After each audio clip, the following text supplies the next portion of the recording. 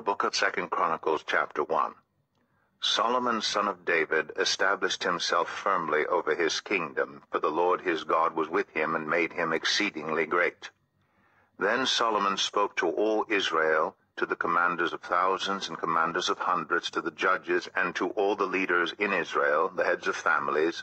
And Solomon and the whole assembly went to the high place at Gibeon, for God's tent of meeting was there, which Moses the Lord's servant had made in the wilderness. Now David had brought up the ark of God from Kiriath-Jearim to the place he had prepared for it, because he had pitched a tent for it in Jerusalem. But the bronze altar that Bezalel son of Uri, the son of Hur, had made was in Gibeon, in front of the tabernacle of the Lord. So Solomon and the assembly inquired of him there. Solomon went up to the bronze altar before the Lord in the tent of meeting, and offered 1,000 burnt offerings on it. That night God appeared to Solomon and said to him, "Ask for whatever you want me to give you." Solomon answered God, "You have shown great kindness to David my father, and have made me king in his place. Now, Lord God, let your promise to my father David be confirmed. For you have made me king over a people who are as numerous as the dust of the earth. Give me wisdom and knowledge, that I may lead this people. For who is able to govern this great people of yours?" God said to Solomon, "Since this is your heart's desire, and you have not asked for wealth, possessions, or honor, nor for the death of your enemies, and since you have not asked for a long life, but for wisdom and knowledge to govern my people, over whom I have made you king, therefore wisdom and knowledge will be given you, and I will also give you wealth, possessions, and honor, such as no king who was before you ever had, and none after you will have."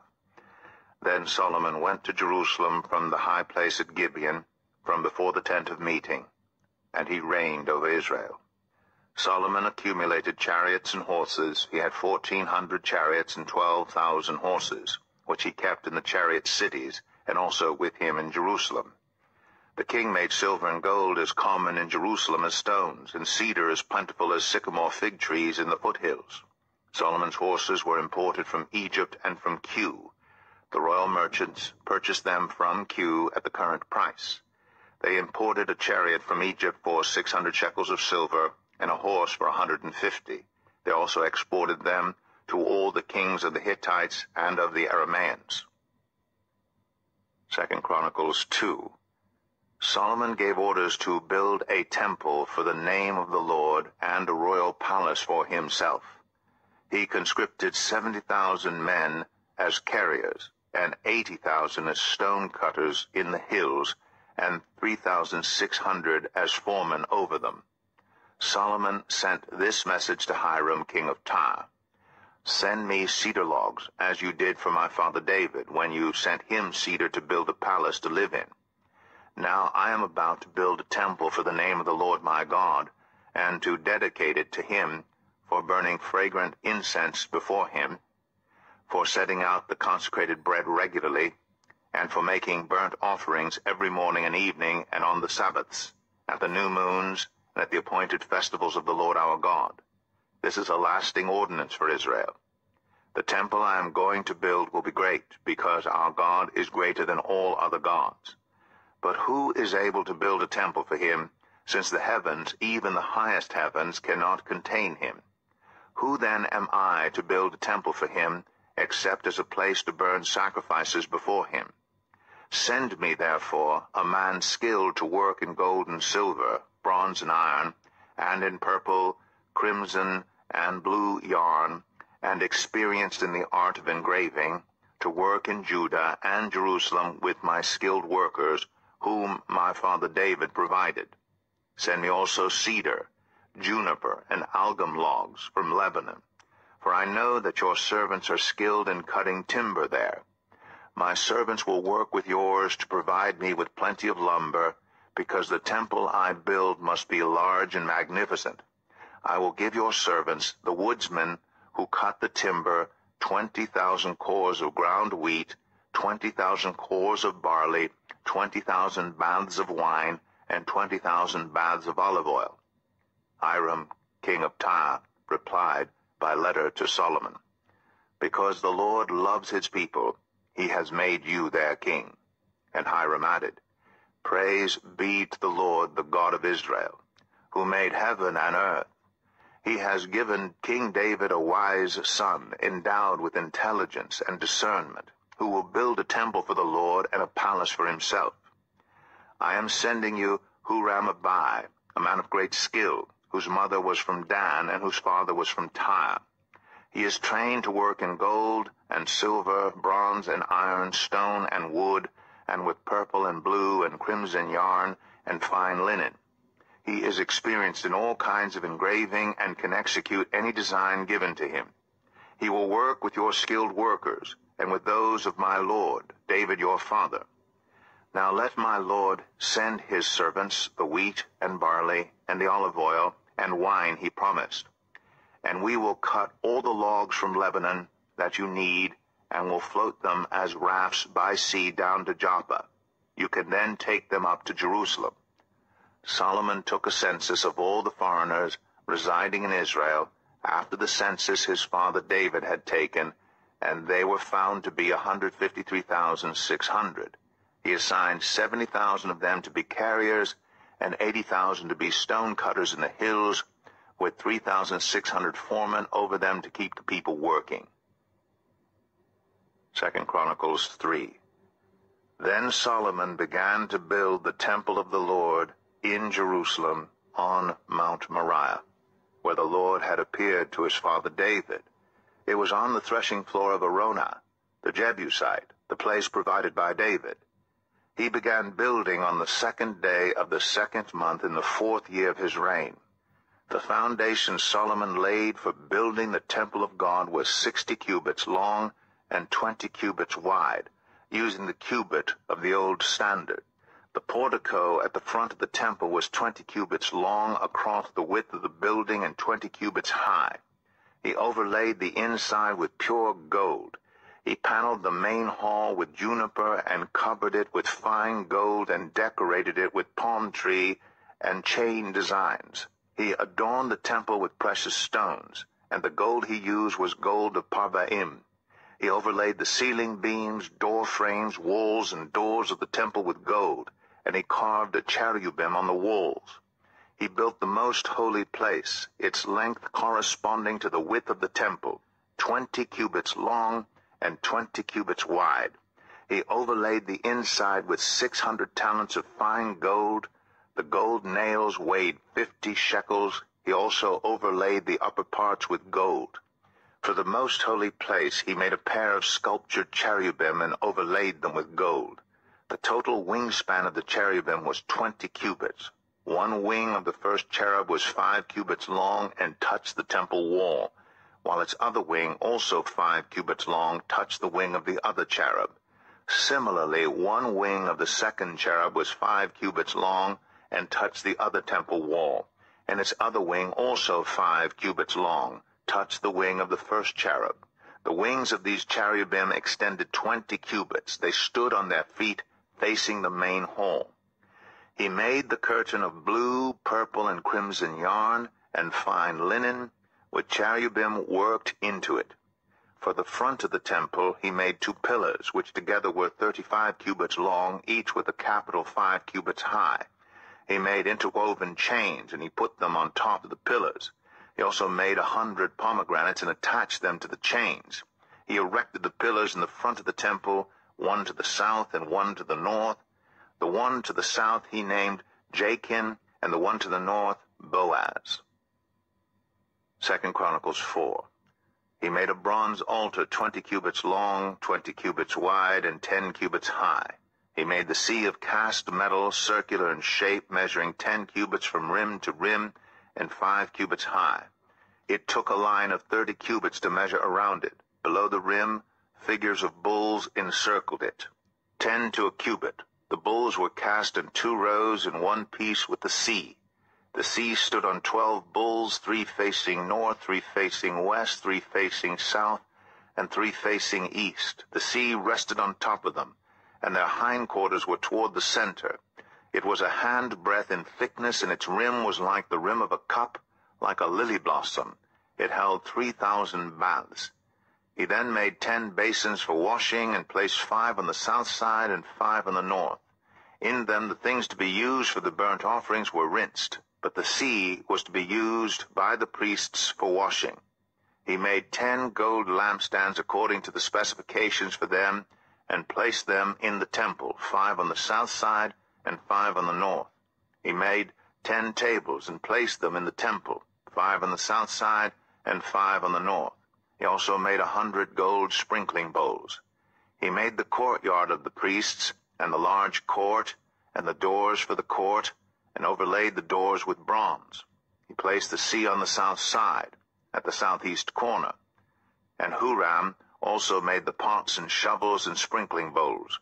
So Huram finished the work he had undertaken for King Solomon in the temple of God: the 2 pillars, the 2 bowl-shaped capitals on top of the pillars, the 2 sets of network decorating the 2 bowl-shaped capitals on top of the pillars, the 400 pomegranates for the 2 sets of network, 2 rows of pomegranates for each network, decorating the bowl-shaped capitals on top of the pillars, the stands with their basins, the sea and the 12 bowls under it, the pots, shovels, meat forks, and all related articles.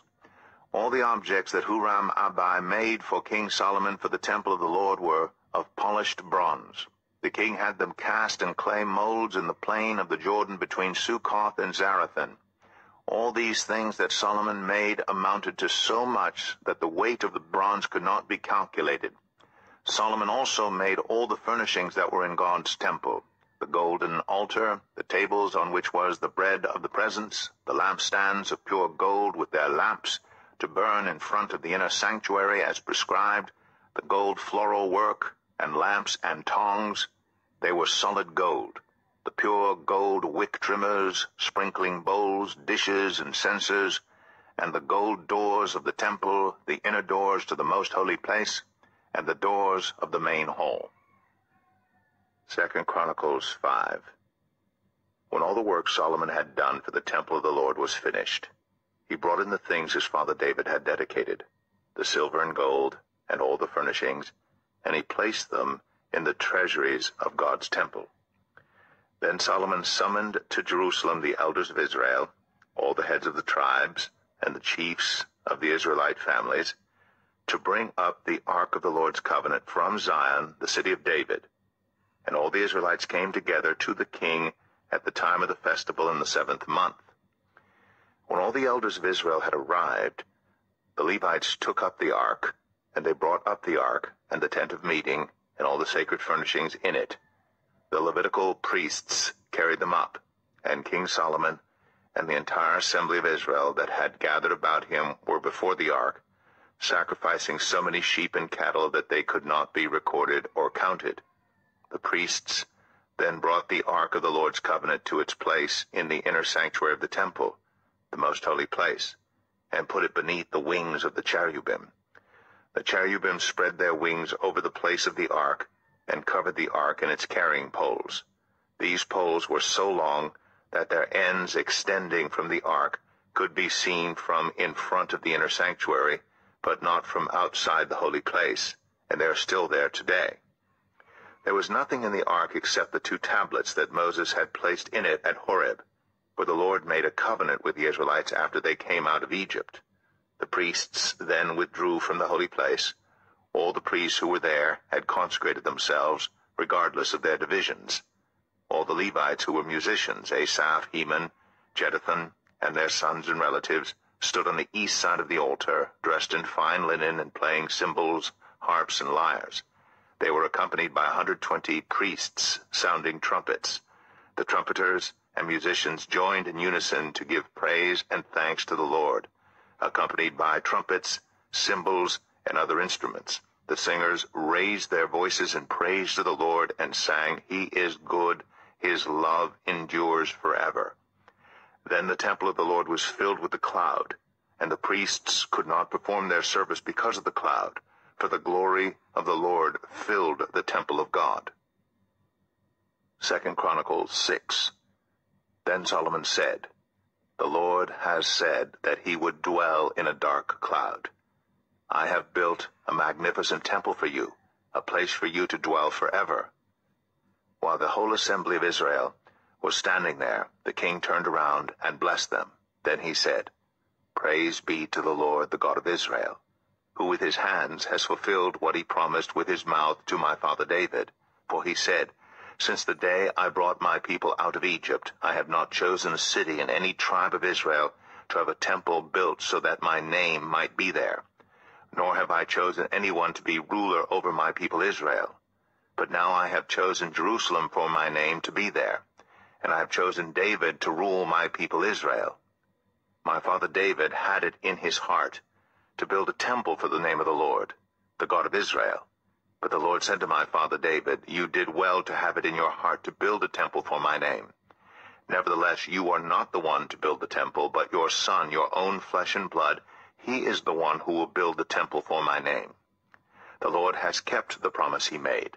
I have succeeded David my father, and now I sit on the throne of Israel, just as the Lord promised, and I have built the temple for the name of the Lord, the God of Israel. There I have placed the ark, in which is the covenant of the Lord that he made with the people of Israel." Then Solomon stood before the altar of the Lord in front of the whole assembly of Israel, and spread out his hands. Now he had made a bronze platform 5 cubits long, 5 cubits wide, and 3 cubits high, and had placed it in the center of the outer court. He stood on the platform and then knelt down before the whole assembly of Israel, and spread out his hands toward heaven. He said, "Lord, the God of Israel, there is no God like you in heaven or on earth. You who keep your covenant of love with your servants, who continue wholeheartedly in your way. You have kept your promise to your servant David my father. With your mouth you have promised, and with your hand you have fulfilled it, as it is today. Now, Lord, the God of Israel, keep for your servant David my father the promises you made to him when you said, You shall never fail to have a successor to sit before me on the throne of Israel. If only your descendants are careful in all they do to walk before me according to my law, as you have done.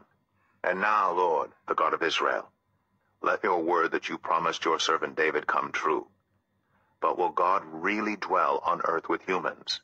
The heavens, even the highest heavens, cannot contain you. How much less this temple I have built? Yet, Lord my God, give attention to your servant's prayer and his plea for mercy. Hear the cry and the prayer that your servant is praying in your presence. May your eyes be open toward this temple day and night, this place of which you said you would put your name there. May you hear the prayer your servant prays toward this place. Hear the supplications of your servant and of your people Israel when they pray toward this place. Hear from heaven, your dwelling place, and when you hear, forgive. When anyone wrongs their neighbor and is required to take an oath, and they come and swear the oath before your altar in this temple, then hear from heaven and act. Judge between your servants, condemning the guilty, and bringing down on their heads what they have done, and vindicating the innocent by treating them in accordance with their innocence. When your people Israel have been defeated by an enemy because they have sinned against you, and when they turn back and give praise to your name, praying and making supplication before you in this temple, then hear from heaven, and forgive the sin of your people Israel, and bring them back to the land you gave to them and their ancestors. When the heavens are shut up, and there is no rain because your people have sinned against you, and when they pray toward this place, and give praise to your name, and turn from their sin because you have afflicted them, then hear from heaven, and forgive the sin of your servants, your people Israel. Teach them the right way to live, and send rain on the land you gave your people for an inheritance. When famine or plague comes to the land, or blight, or mildew, locusts, or grasshoppers, or when enemies besiege them in any of their cities, whatever disaster or disease may come, and when a prayer or plea is made by anyone among your people Israel, being aware of their afflictions and pains and spreading out their hands toward this temple, then hear from heaven, your dwelling place. Forgive and deal with everyone according to all they do, since you know their hearts. For you alone know the human heart, so that they will fear you and walk in obedience to you all the time they live in the land you gave our ancestors. As for the foreigner, who does not belong to your people Israel, but has come from a distant land because of your great name and your mighty hand and your outstretched arm, when they come and pray toward this temple, then hear from heaven, your dwelling place. Do whatever the foreigner asks of you, so that all the peoples of the earth may know your name and fear you, as do your own people Israel, and may know that this house I have built bears your name. When your people go to war against their enemies, wherever you send them, and when they pray to you toward this city you have chosen, and the temple I have built for your name, then hear from heaven their prayer and their plea, and uphold their cause. When they sin against you, for there is no one who does not sin, and you become angry with them and give them over to the enemy, who takes them captive to a land far away or near, and if they have a change of heart in the land where they are held captive, and repent and plead with you in the land of their captivity, and say, we have sinned, we have done wrong and acted wickedly, and if they turn back to you with all their heart and soul in the land of their captivity, where they were taken, and pray toward the land you gave their ancestors, toward the city you have chosen, and toward the temple I have built for your name, then from heaven, your dwelling place, hear their prayer and their pleas, and uphold their cause, and forgive your people who have sinned against you. Now, my God, may your eyes be open and your ears attentive to the prayers offered in this place. Now arise, Lord God, and come to your resting place, you and the ark of your might. May your priests, Lord God, be clothed with salvation. May your faithful people rejoice in your goodness. Lord God, do not reject your anointed one. Remember the great love promised to David, your servant. 2 Chronicles 7. When Solomon finished praying, fire came down from heaven and consumed the burnt offering and the sacrifices, and the glory of the Lord filled the temple. The priests could not enter the temple of the Lord because the glory of the Lord filled it. When all the Israelites saw the fire coming down and the glory of the Lord above the temple, they knelt on the pavement with their faces to the ground, and they worshipped and gave thanks to the Lord, saying, He is good, His love endures forever. Then the king and all the people offered sacrifices before the Lord, and King Solomon offered a sacrifice of 22,000 head of cattle and 120,000 sheep and goats. So the king and all the people dedicated the temple of God. The priests took their positions, as did the Levites, with the Lord's musical instruments, which King David had made for praising the Lord, and which were used when he gave thanks, saying, His love endures forever. Opposite the Levites, the priests blew their trumpets, and all the Israelites were standing. Solomon consecrated the middle part of the courtyard in front of the temple of the Lord, and there he offered burnt offerings and the fat of the fellowship offerings, because the bronze altar he had made could not hold the burnt offerings, the grain offerings, and the fat portions. So Solomon observed the festival at that time for 7 days, and all Israel with him, a vast assembly, people from Lebo Hamath to the Wadi of Egypt. On the 8th day they held an assembly, for they had celebrated the dedication of the altar for 7 days, and the festival for 7 days more.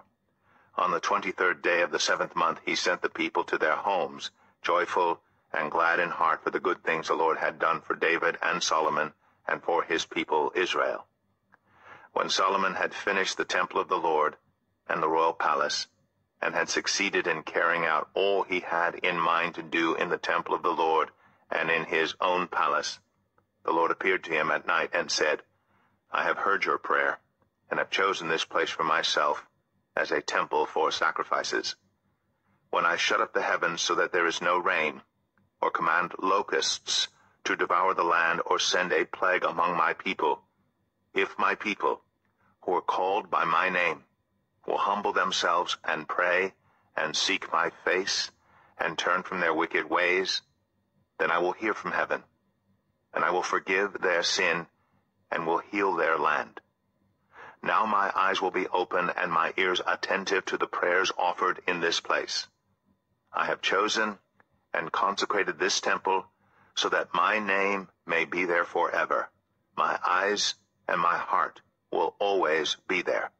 As for you, if you walk before me faithfully, as David your father did, and do all I command, and observe my decrees and laws, I will establish your royal throne, as I covenanted with David your father when I said, you shall never fail to have a successor to rule over Israel. But if you turn away and forsake the decrees and commands I have given you, and go off to serve other gods and worship them, then I will uproot Israel from my land, which I have given them, and will reject this temple I have consecrated for my name. I will make it a byword and an object of ridicule among all peoples. This temple will become a heap of rubble. All who pass by will be appalled and say, why has the Lord done such a thing to this land and to this temple? People will answer, because they have forsaken the Lord, the God of their ancestors, who brought them out of Egypt, and have embraced other gods, worshiping and serving them. That is why he brought all this disaster on them. 2 Chronicles 8. At the end of 20 years, during which Solomon built the temple of the Lord and his own palace, Solomon rebuilt the villages that Hiram had given him, and settled Israelites in them. Solomon then went to Hamath-Zobah and captured it. He also built up Tadmor in the desert, and all the store cities he had built in Hamath. He rebuilt Upper Beth-Horon and Lower Beth-Horon as fortified cities, with walls and with gates and bars, as well as Baalath and all his store cities, and all the cities for his chariots and for his horses, whatever he desired to build in Jerusalem, in Lebanon, and throughout all the territory he ruled. There were still people left from the Hittites, Amorites, Perizzites, Hivites, and Jebusites. These people were not Israelites. Solomon conscripted the descendants of all these people remaining in the land, whom the Israelites had not destroyed, to serve as slave labor, as it is to this day. But Solomon did not make slaves of the Israelites for his work.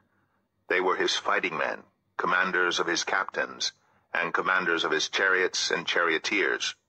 They were also King Solomon's chief officials, 250 officials supervising the men.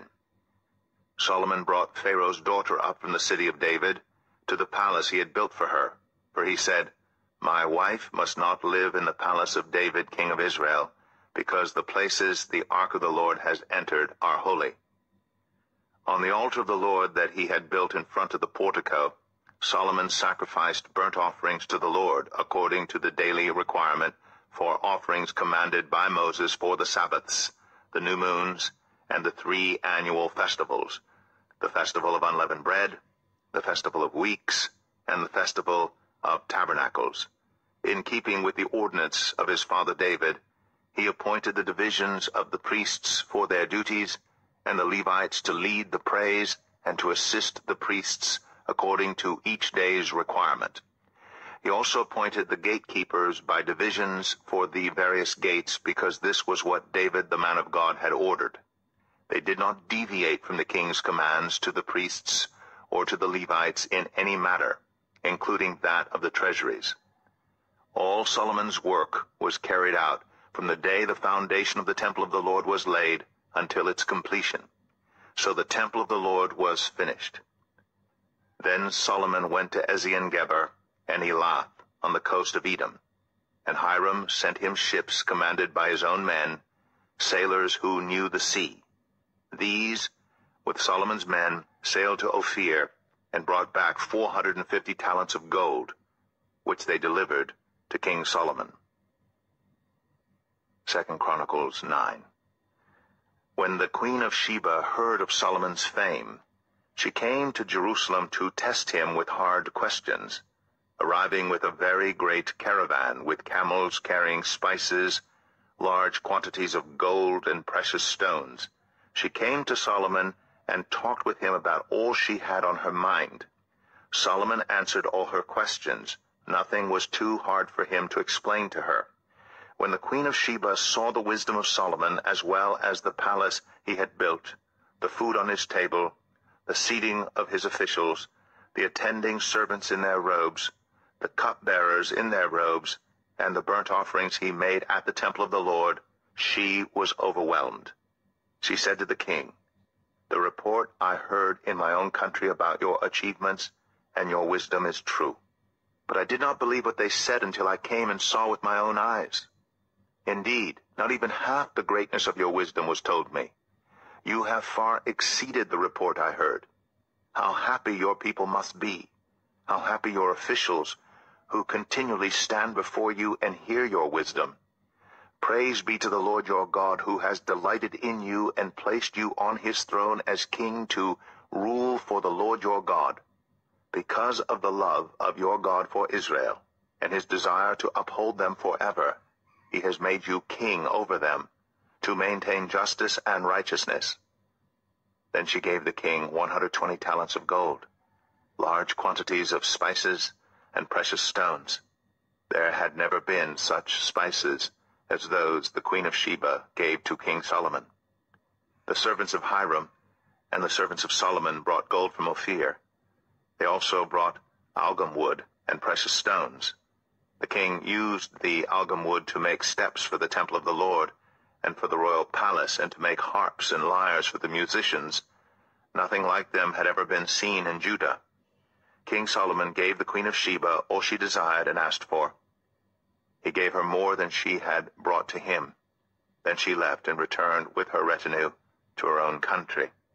The weight of gold that Solomon received yearly was 666 talents, not including the revenues brought in by merchants and traders. Also, all the kings of Arabia and the governors of the territories brought gold and silver to Solomon. King Solomon made 200 large shields of hammered gold. 600 shekels of hammered gold went into each shield. He also made 300 small shields of hammered gold, with 300 shekels of gold in each shield. The king put them in the palace of the forest of Lebanon. Then the king made a great throne covered with ivory, and overlaid with pure gold. The throne had 6 steps, and a footstool of gold was attached to it. On both sides of the seat were armrests with a lion standing beside each of them. 12 lions stood on the 6 steps, one at either end of each step. Nothing like it had ever been made for any other kingdom. All King Solomon's goblets were gold, and all the household articles in the palace of the forest of Lebanon were pure gold. Nothing was made of silver, because silver was considered of little value in Solomon's day. The king had a fleet of trading ships, manned by Hiram's servants. Once every 3 years it returned, carrying gold, silver, and ivory, and apes and baboons. King Solomon was greater in riches and wisdom than all the other kings of the earth. All the kings of the earth sought audience with Solomon to hear the wisdom God had put in his heart. Year after year, everyone who came brought a gift, articles of silver and gold, and robes, weapons and spices, and horses and mules. Solomon had 4,000 stalls for horses and chariots, and 12,000 horses, which he kept in the chariot cities and also with him in Jerusalem. He ruled over all the kings from the Euphrates River to the land of the Philistines, as far as the border of Egypt. The king made silver as common in Jerusalem as stones, and cedar as plentiful as sycamore fig trees in the foothills. Solomon's horses were imported from Egypt and from all other countries. As for the other events of Solomon's reign, from beginning to end, are they not written in the records of Nathan the prophet, in the prophecy of Ahijah the Shilonite, and in the visions of Iddo the seer concerning Jeroboam son of Nebat? Solomon reigned in Jerusalem over all Israel 40 years. Then he rested with his ancestors, and was buried in the city of David his father, and Rehoboam his son succeeded him as king. 2 Chronicles 10. Rehoboam went to Shechem, for all Israel had gone there to make him king.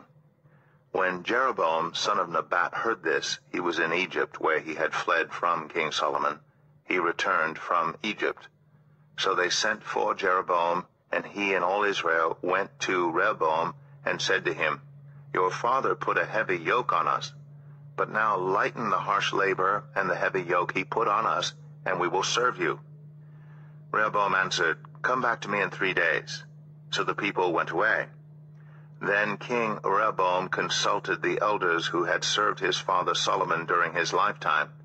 "How would you advise me to answer these people?" he asked. They replied, "If you will be kind to these people and please them and give them a favorable answer, they will always be your servants." But Rehoboam rejected the advice the elders gave him and consulted the young men who had grown up with him and were serving him. He asked them, "What is your advice? How should we answer these people who say to me, 'Lighten the yoke your father put on us'?" The young men who had grown up with him replied, "The people have said to you, 'Your father put a heavy yoke on us, but make our yoke lighter.' Now tell them, 'My little finger is thicker than my father's waist. My father laid on you a heavy yoke. I will make it even heavier. My father scourged you with whips. I will scourge you with scorpions." 3 days later, Jeroboam and all the people returned to Rehoboam as the king had said, "Come back to me in 3 days." The king answered them harshly. Rejecting the advice of the elders, he followed the advice of the young men and said, "My father made your yoke heavy. I will make it even heavier. My father scourged you with whips. I will scourge you with scorpions." So the king did not listen to the people, for this turn of events was from God, to fulfill the word the Lord had spoken to Jeroboam son of Nebat through Ahijah the Shilonite. When all Israel saw that the king refused to listen to them, they answered the king, "What share do we have in David? What part in Jesse's son? To your tents, Israel. Look after your own house, David." So all the Israelites went home. But as for the Israelites who were living in the towns of Judah, Rehoboam still ruled over them. King Rehoboam sent out Adoniram, who was in charge of forced labor, but the Israelites stoned him to death. King Rehoboam, however, managed to get into his chariot and escape to Jerusalem. So Israel has been in rebellion against the house of David to this day. 2 Chronicles 11. When Rehoboam arrived in Jerusalem, he mustered Judah and Benjamin, 180,000 able young men, to go to war against Israel and to regain the kingdom for Rehoboam. But this word of the Lord came to Shemaiah, the man of God. "Say to Rehoboam, son of Solomon, king of Judah, and to all Israel in Judah and Benjamin, this is what the Lord says. Do not go up to fight against your fellow Israelites. Go home, every one of you, for this is my doing." So they obeyed the words of the Lord and turned back from marching against Jeroboam.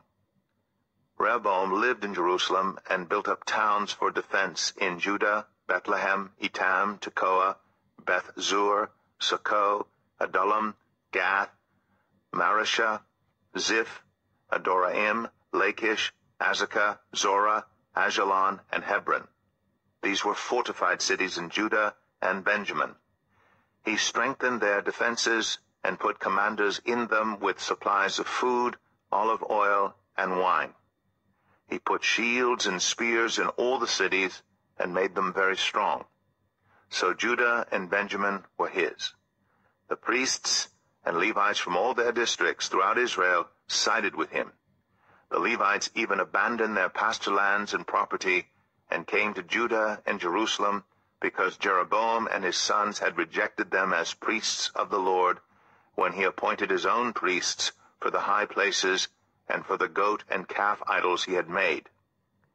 Those from every tribe of Israel who set their hearts on seeking the Lord, the God of Israel, followed the Levites to Jerusalem to offer sacrifices to the Lord, the God of their ancestors.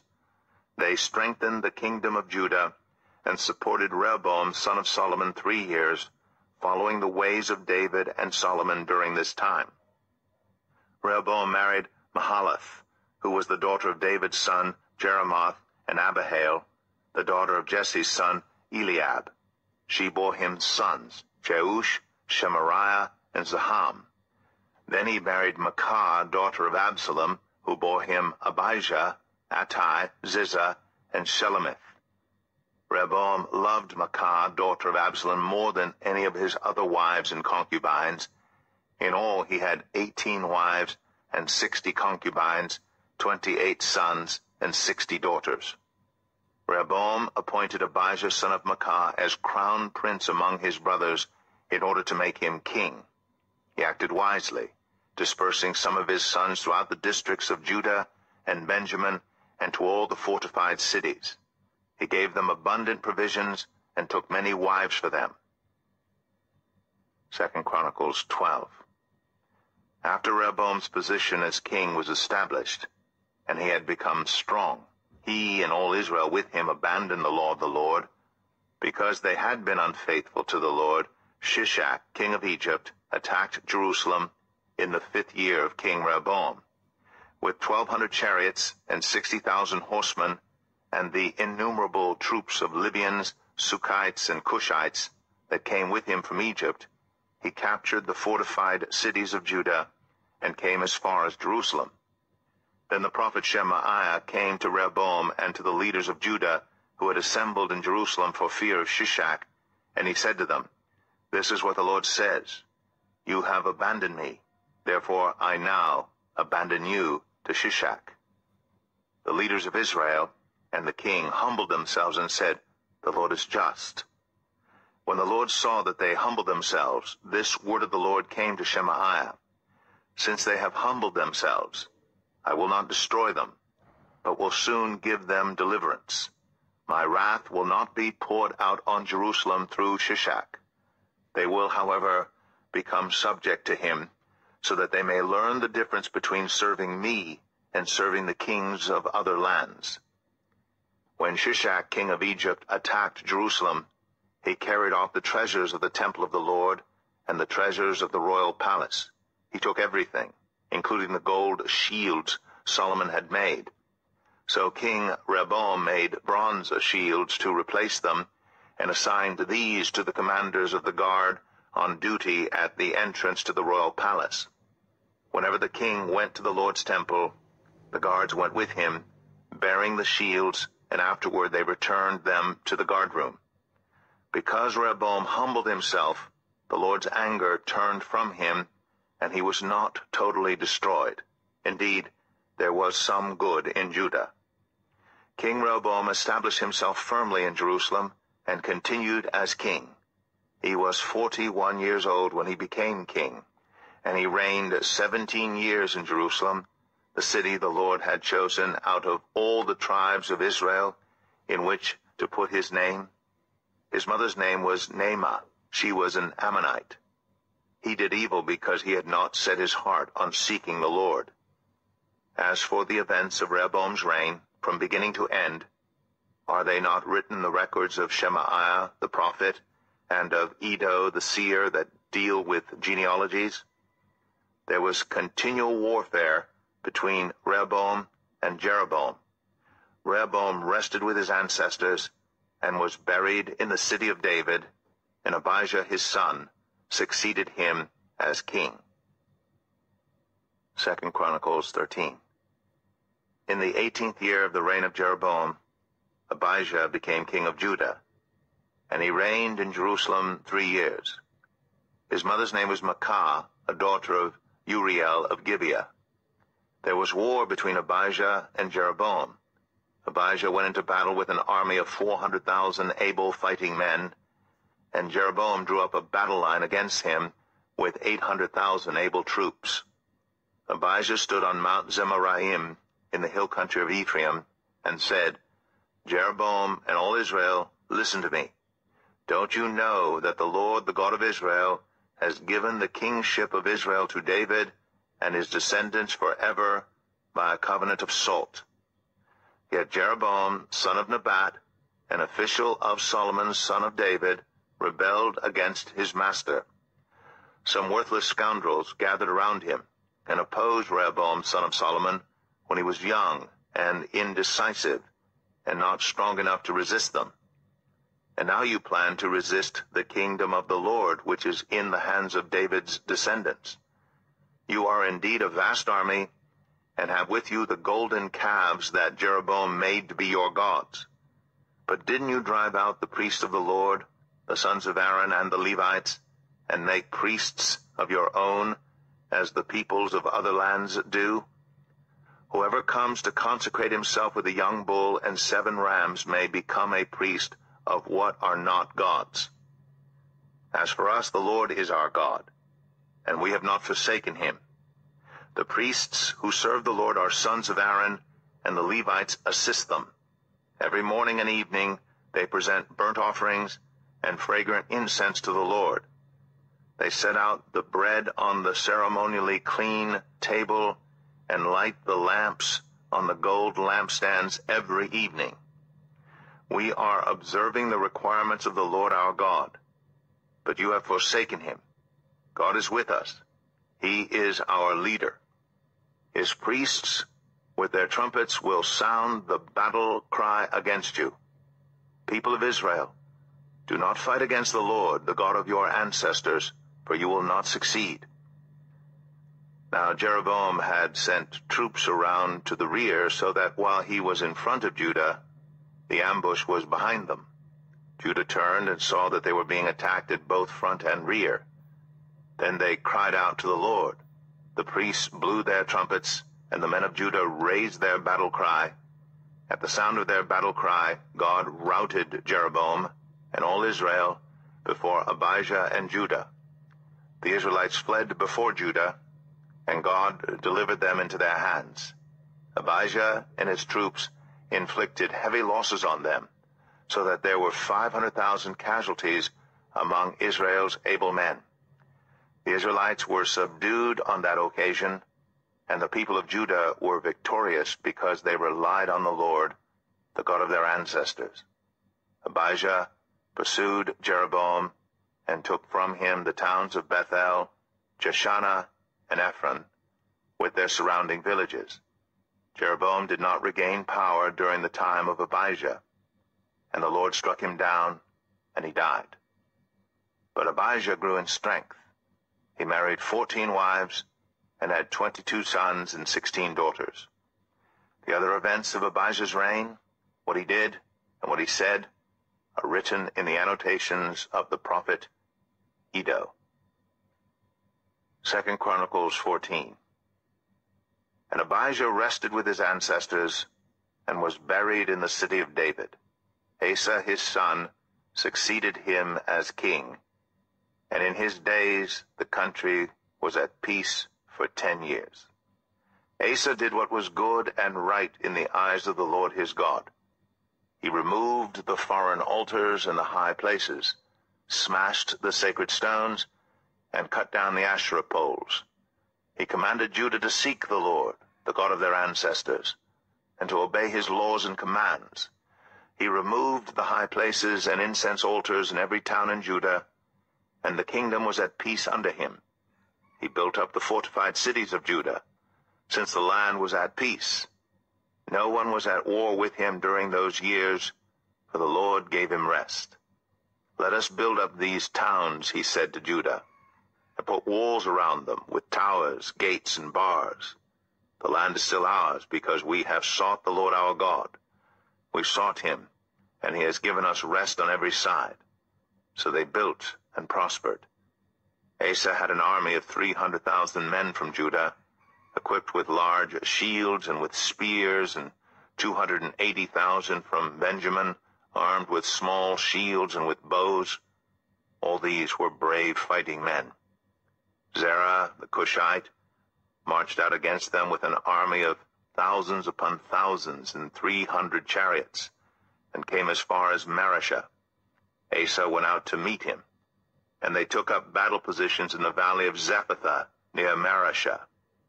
Then Asa called to the Lord his God and said, Lord, there's no one like you to help the powerless against the mighty.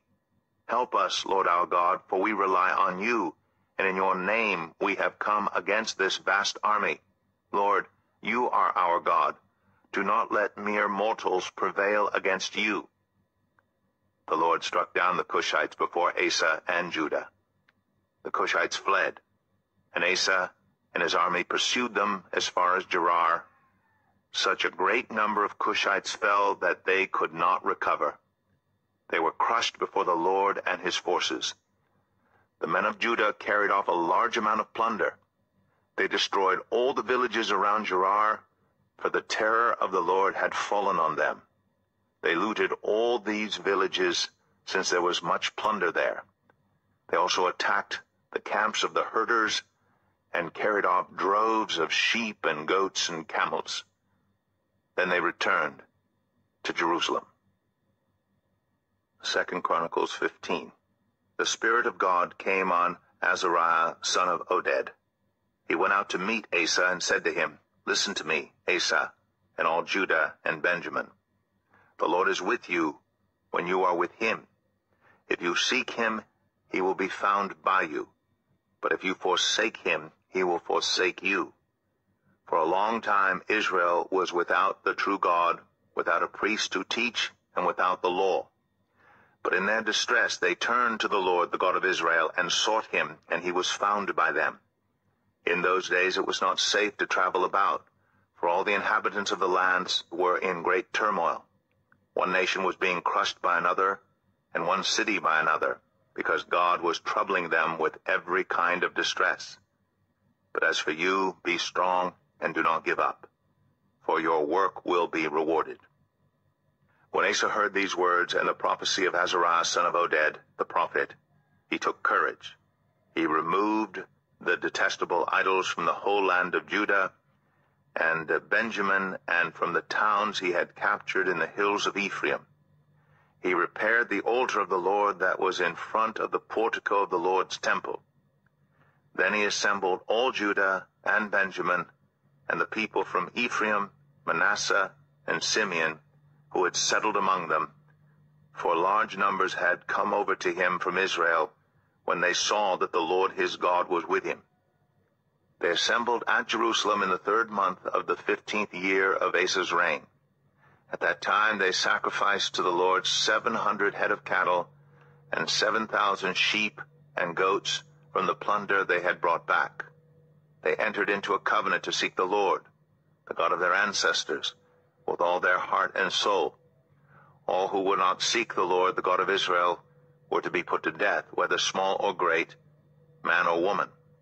They took an oath to the Lord with loud acclamation, with shouting and with trumpets and horns.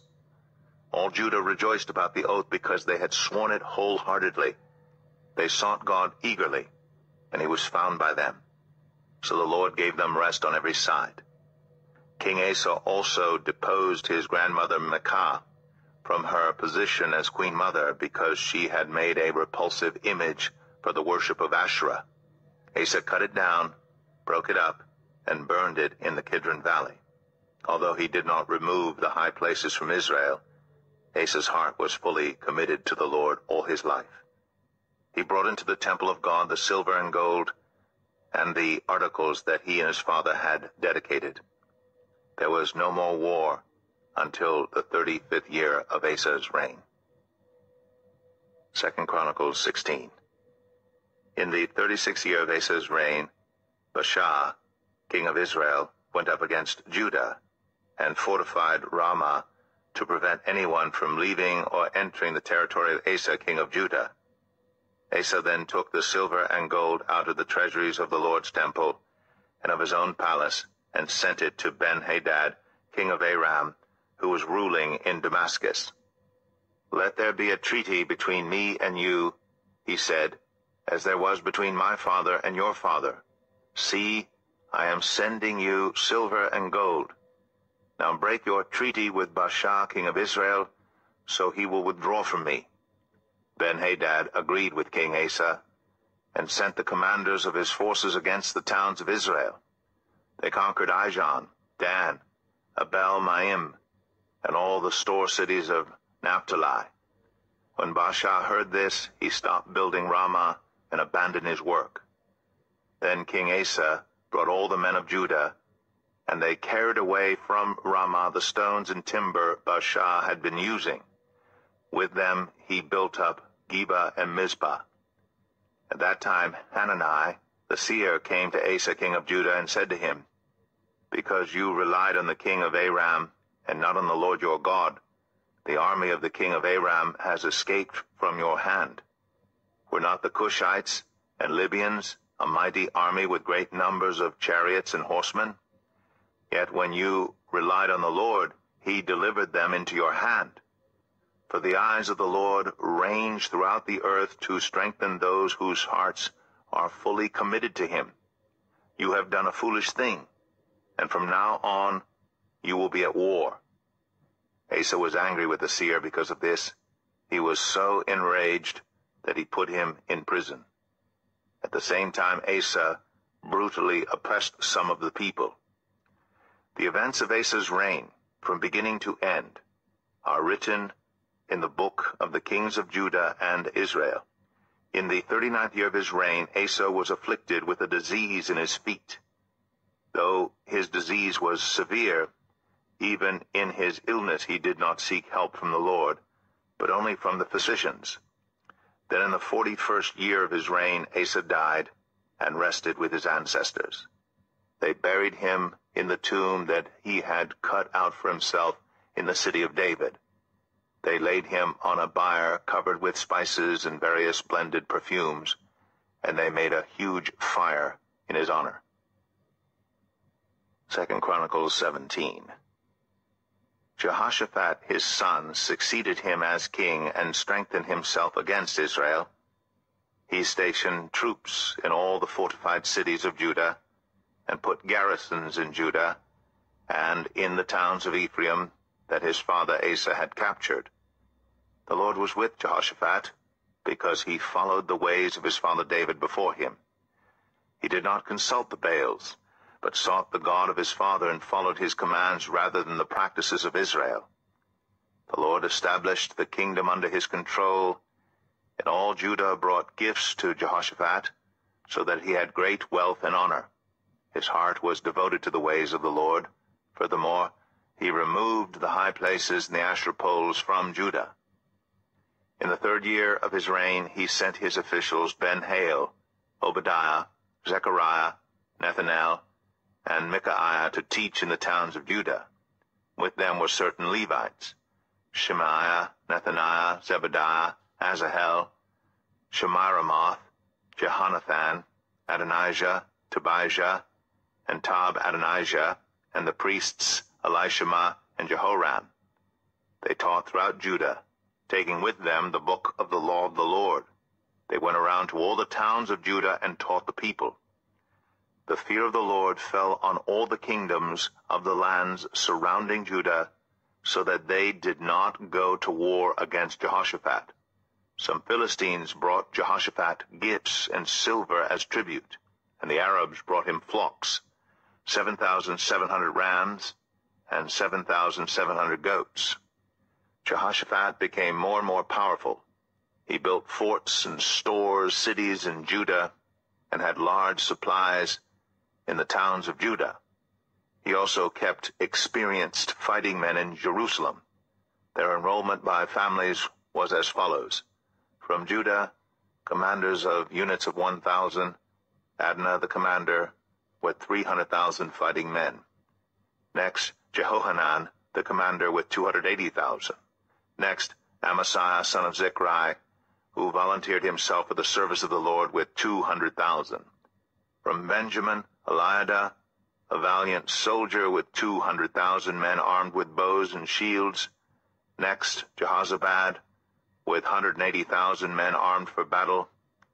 These were the men who served the king, besides those he stationed in the fortified cities throughout Judah. 2 Chronicles 18. Now Jehoshaphat had great wealth and honor, and he allied himself with Ahab by marriage. Some years later he went down to see Ahab in Samaria. Ahab slaughtered many sheep and cattle for him, and the people with him, and urged him to attack Ramoth-Gilead. Ahab, king of Israel, asked Jehoshaphat, king of Judah, "Will you go with me against Ramoth-Gilead?" Jehoshaphat replied, "I am as you are, and my people as your people. We will join you in the war."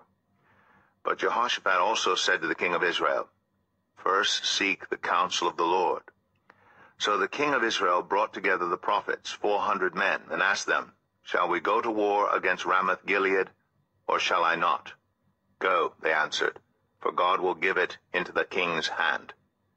But Jehoshaphat asked, Is there no longer a prophet of the Lord here whom we can inquire of? The king of Israel answered Jehoshaphat, There is still one prophet through whom we can inquire of the Lord, but I hate him, because he never prophesies anything good about me, but always bad. He is Micaiah son of Imlah. The king should not say such a thing, Jehoshaphat replied. So the king of Israel called one of his officials and said, Bring Micaiah son of Imlah at once. Dressed in their royal robes, the king of Israel and Jehoshaphat, king of Judah, were sitting on their thrones at the threshing floor by the entrance of the gate of Samaria, with all the prophets prophesying before them. Now Zedekiah son of Kenana had made iron horns, and he declared, This is what the Lord says, With these you will gore the Arameans until they are destroyed.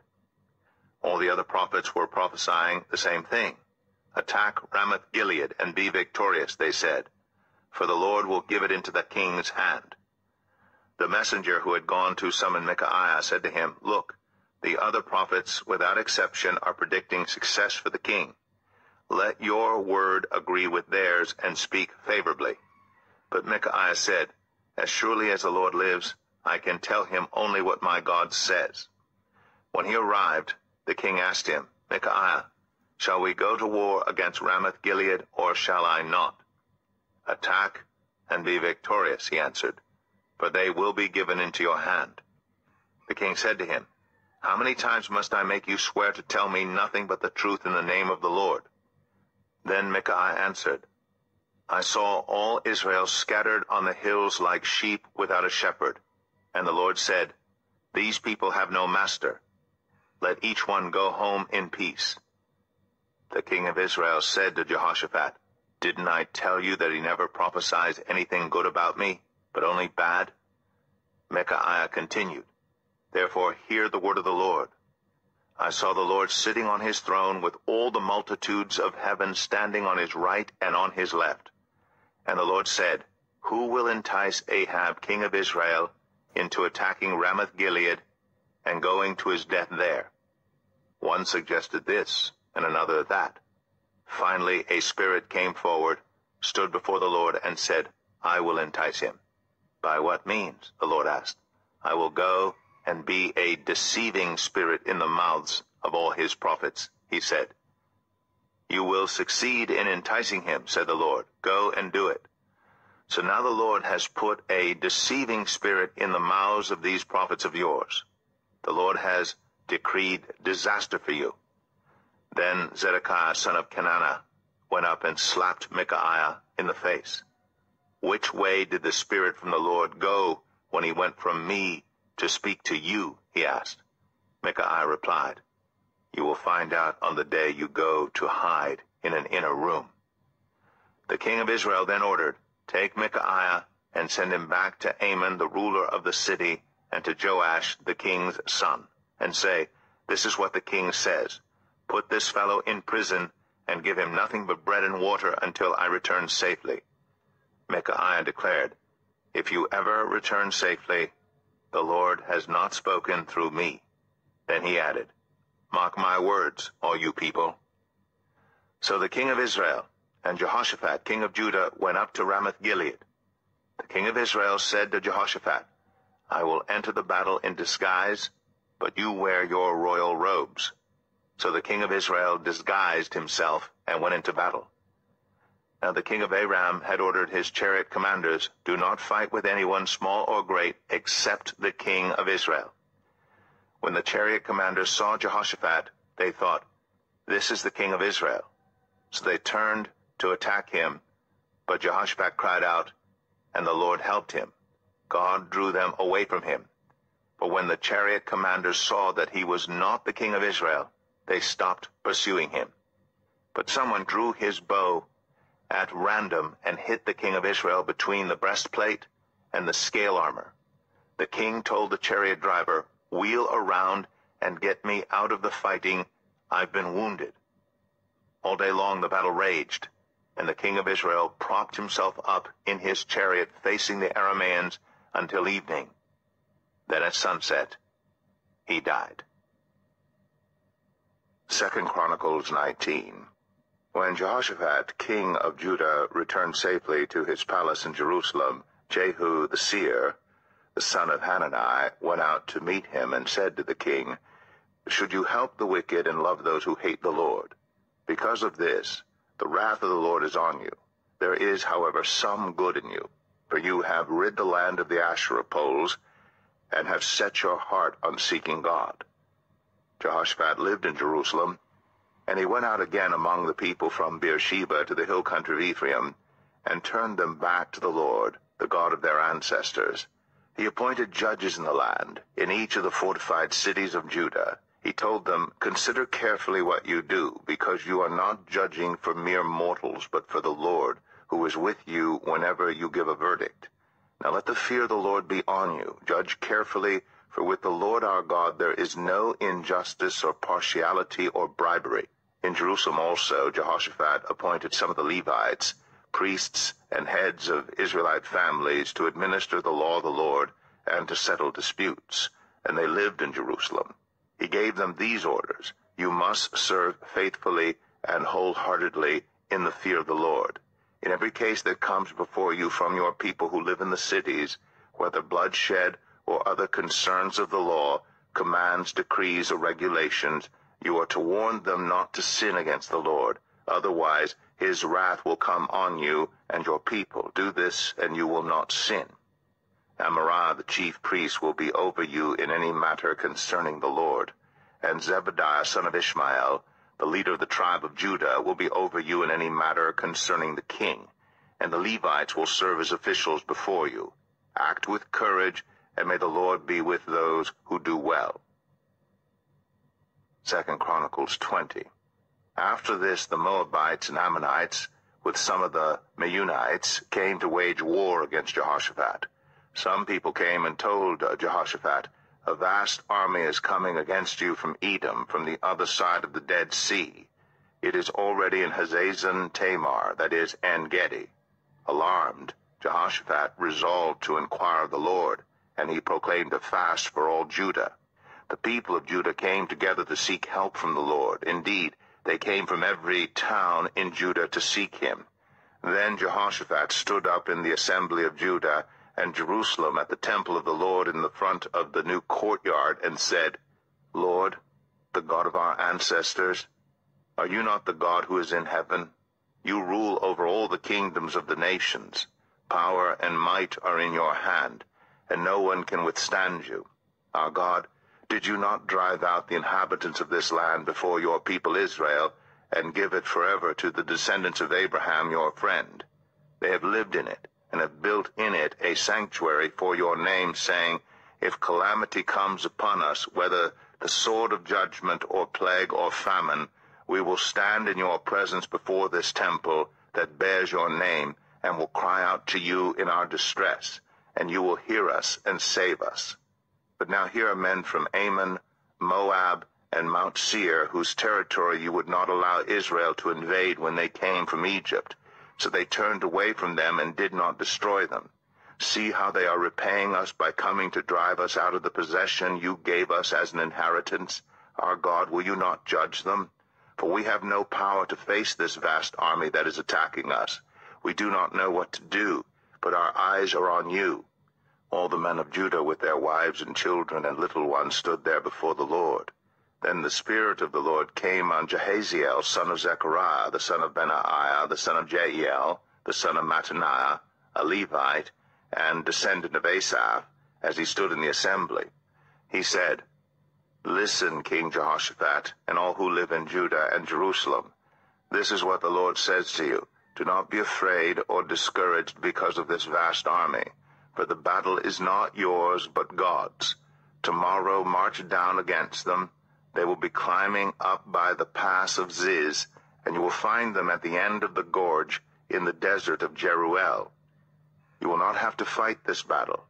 Take up your positions, stand firm, and see the deliverance the Lord will give you, Judah, and Jerusalem. Do not be afraid, do not be discouraged, Go out to face them tomorrow, and the Lord will be with you." Jehoshaphat bowed down with his face to the ground, and all the people of Judah and Jerusalem fell down in worship before the Lord. Then some Levites from the Kohathites and Korahites stood up and praised the Lord, the God of Israel, with a very loud voice. Early in the morning they left for the desert of Tekoa. As they set out, Jehoshaphat stood and said, "Listen to me, Judah and people of Jerusalem. Have faith in the Lord your God, and you will be upheld.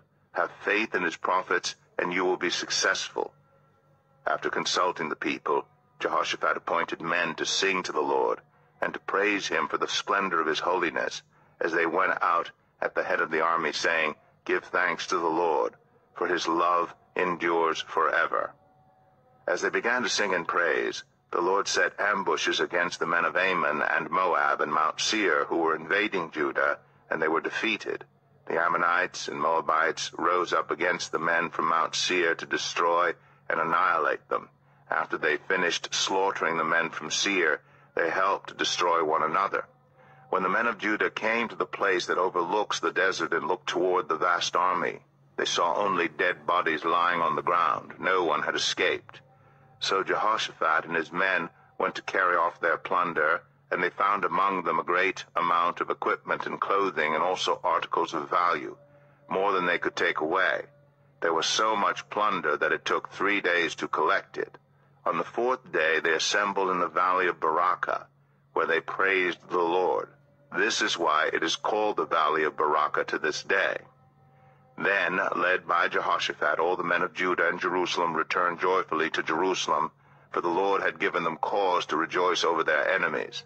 They entered Jerusalem and went to the temple of the Lord with harps and lyres and trumpets. The fear of God came on all the surrounding kingdoms when they heard how the Lord had fought against the enemies of Israel. And the kingdom of Jehoshaphat was at peace, for his God had given him rest on every side. So Jehoshaphat reigned over Judah. He was 35 years old when he became king of Judah, and he reigned in Jerusalem 25 years. His mother's name was Azubah, daughter of Shilhi. He followed the ways of his father Asa and did not stray from them. He did what was right in the eyes of the Lord. The high places, however, were not removed, and the people still had not set their hearts on the God of their ancestors. The other events of Jehoshaphat's reign, from beginning to end, are written in the annals of Jehu, son of Hanani, which are recorded in the book of the kings of Israel. Later, Jehoshaphat, king of Judah, made an alliance with Ahaziah, king of Israel, whose ways were wicked. He agreed with him to construct a fleet of trading ships. After these were built in Ezion-Geber, Eleazar, son of Dodavahu of Mareshah, prophesied against Jehoshaphat, saying, "Because you have made an alliance with Ahaziah, the Lord will destroy what you have made." The ships were wrecked and were not able to set sail to trade. 2 Chronicles 21. Then Jehoshaphat rested with his ancestors and was buried with them in the city of David, and Jehoram, his son, succeeded him as king. Jehoram's brothers, the sons of Jehoshaphat, were Azariah, Jehiel, Zechariah, Azariah, Michael, and Shephatiah. All these were sons of Jehoshaphat, king of Israel. Their father had given them many gifts of silver and gold and articles of value, as well as fortified cities in Judah. But he had given the kingdom to Jehoram because he was his firstborn son. When Jehoram established himself firmly over his father's kingdom, he put all his brothers to the sword along with some of the officials of Israel. Jehoram was 32 years old when he became king, and he reigned in Jerusalem 8 years. He followed the ways of the kings of Israel, as the house of Ahab had done, for he married a daughter of Ahab. He did evil in the eyes of the Lord. Nevertheless, because of the covenant the Lord had made with David, the Lord was not willing to destroy the house of David. He had promised to maintain a lamp for him and his descendants forever. In the time of Jehoram, Edom rebelled against Judah and set up its own king. So Jehoram went there with his officers and all his chariots. The Edomites surrounded him and his chariot commanders, but he rose up and broke through by night. To this day Edom has been in rebellion against Judah. Libnah revolted at the same time because Jehoram had forsaken the Lord, the God of his ancestors. He had also built high places on the hills of Judah, and had caused the people of Jerusalem to prostitute themselves, and had led Judah astray.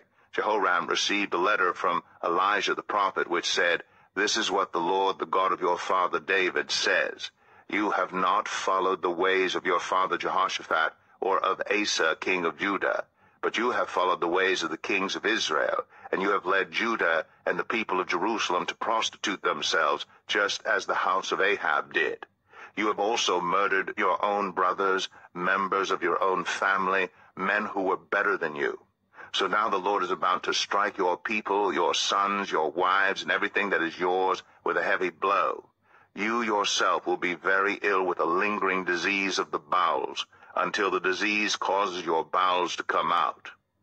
The Lord aroused against Jehoram the hostility of the Philistines and the Arabs who lived near the Cushites. They attacked Judah, invaded it, and carried off all the goods found in the king's palace, together with his sons and wives.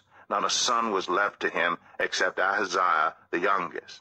After all this, the Lord afflicted Jehoram with an incurable disease of the bowels. In the course of time, at the end of the 2nd year, his bowels came out because of the disease, and he died in great pain. His people made no funeral fire in his honor, as they had for his predecessors. Jehoram was 32 years old when he became king, and he reigned in Jerusalem 8 years. He passed away, to no one's regret, and was buried in the city of David, but not in the tombs of the kings. 2 Chronicles 22.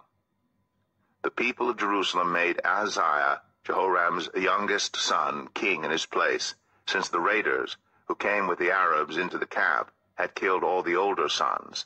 So Ahaziah, son of Jeroham, king of Judah, began to reign.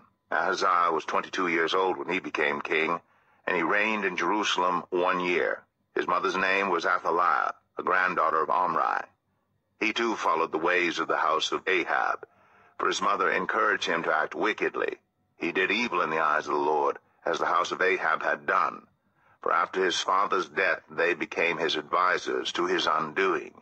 He also followed their counsel when he went with Joram, son of Ahab, king of Israel, to wage war against Hazael, king of Aram, at Ramoth-Gilead. The Arameans wounded Joram, so he returned to Jezreel to recover from the wounds they had inflicted on him at Ramoth in his battle with Hazael, king of Aram. Then Ahaziah, son of Jehoram, king of Judah, went down to Jezreel to see Joram, son of Ahab, because he had been wounded. Through Ahaziah's visit to Joram, God brought about Ahaziah's downfall. When Ahaziah arrived, he went out with Joram to meet Jehu, son of Nimshi, whom the Lord had anointed to destroy the house of Ahab. While Jehu was executing judgment on the house of Ahab, he found the officials of Judah and the sons of Ahaziah's relatives who had been attending Ahaziah, and he killed them. He then went in search of Ahaziah, and his men captured him while he was hiding in Samaria. He was brought to Jehu and put to death. They buried him, for they said he was a son of Jehoshaphat, who sought the Lord with all his heart. So there was no one in the house of Ahaziah powerful enough to retain the kingdom. When Athaliah, the mother of Ahaziah, saw that her son was dead, she proceeded to destroy the whole royal family of the house of Judah. But Jehosheba, the daughter of King Jehoram, took Joash, son of Ahaziah, and stole him away from among the royal princes who were about to be murdered, and put him and his nurse in a bedroom. Because Jehosheba, the daughter of King Jehoram and wife of the priest Jehoiada, was Ahaziah's sister, she hid the child from Athaliah so she could not kill him. He remained hidden with them at the temple of God for 6 years, while Athaliah ruled the land. 2 Chronicles 23. In the 7th year, Jehoiada showed his strength. He made a covenant with the commanders of units of 100, Azariah, son of Jeroham, Ishmael, son of Jehohanan, Azariah, son of Obed, Maaseiah, son of Adaiah, and Elishaphat, son of Zichri. They went throughout Judah and gathered the Levites and the heads of Israelite families from all the towns. When they came to Jerusalem, the whole assembly made a covenant with the king at the temple of God. Jehoiada said to them, "The king's son shall reign, as the Lord promised concerning the descendants of David. Now this is what you are to do. A third of you priests and Levites who are going on duty on the Sabbath are to keep watch at the doors, a third of you at the royal palace, and a third at the foundation gate, and all the others are to be in the courtyards of the temple of the Lord. No one is to enter the temple of the Lord except the priests and Levites on duty. They may enter because they are consecrated, but all the others are to observe the Lord's command not to enter. The Levites are to station themselves around the king, each with weapon in hand. Anyone who enters the temple is to be put to death. Stay close to the king wherever he goes." The Levites and all the men of Judah did just as Jehoiada the priest ordered. Each one took his men, those who were going on duty on the Sabbath and those who were going off duty, for Jehoiada the priest had not released any of the divisions. Then he gave the commanders of units of 100 the spears and the large and small shields that had belonged to King David and that were in the temple of God. He stationed all the men, each with his weapon in his hand, around the king, near the altar and the temple, from the south side to the north side of the temple. Jehoiada and his sons brought out the king's son and put the crown on him. They presented him with a copy of the covenant and proclaimed him king. They anointed him and shouted, "Long live the king." When Athaliah heard the noise of the people running and cheering the king, she went to them at the temple of the Lord. She looked, and there was the king standing by his pillar at the entrance. The officers and the trumpeters were beside the king, and all the people of the land were rejoicing and blowing trumpets, and musicians with their instruments were leading the praises. Then Athaliah tore her robes and shouted, "Treason! Treason!" Jehoiada the priest sent out the commanders of units of 100 who were in charge of the troops and said to them, "Bring her out between the ranks and put to the sword anyone who follows her." For the priest had said, "Do not put her to death at the temple of the Lord."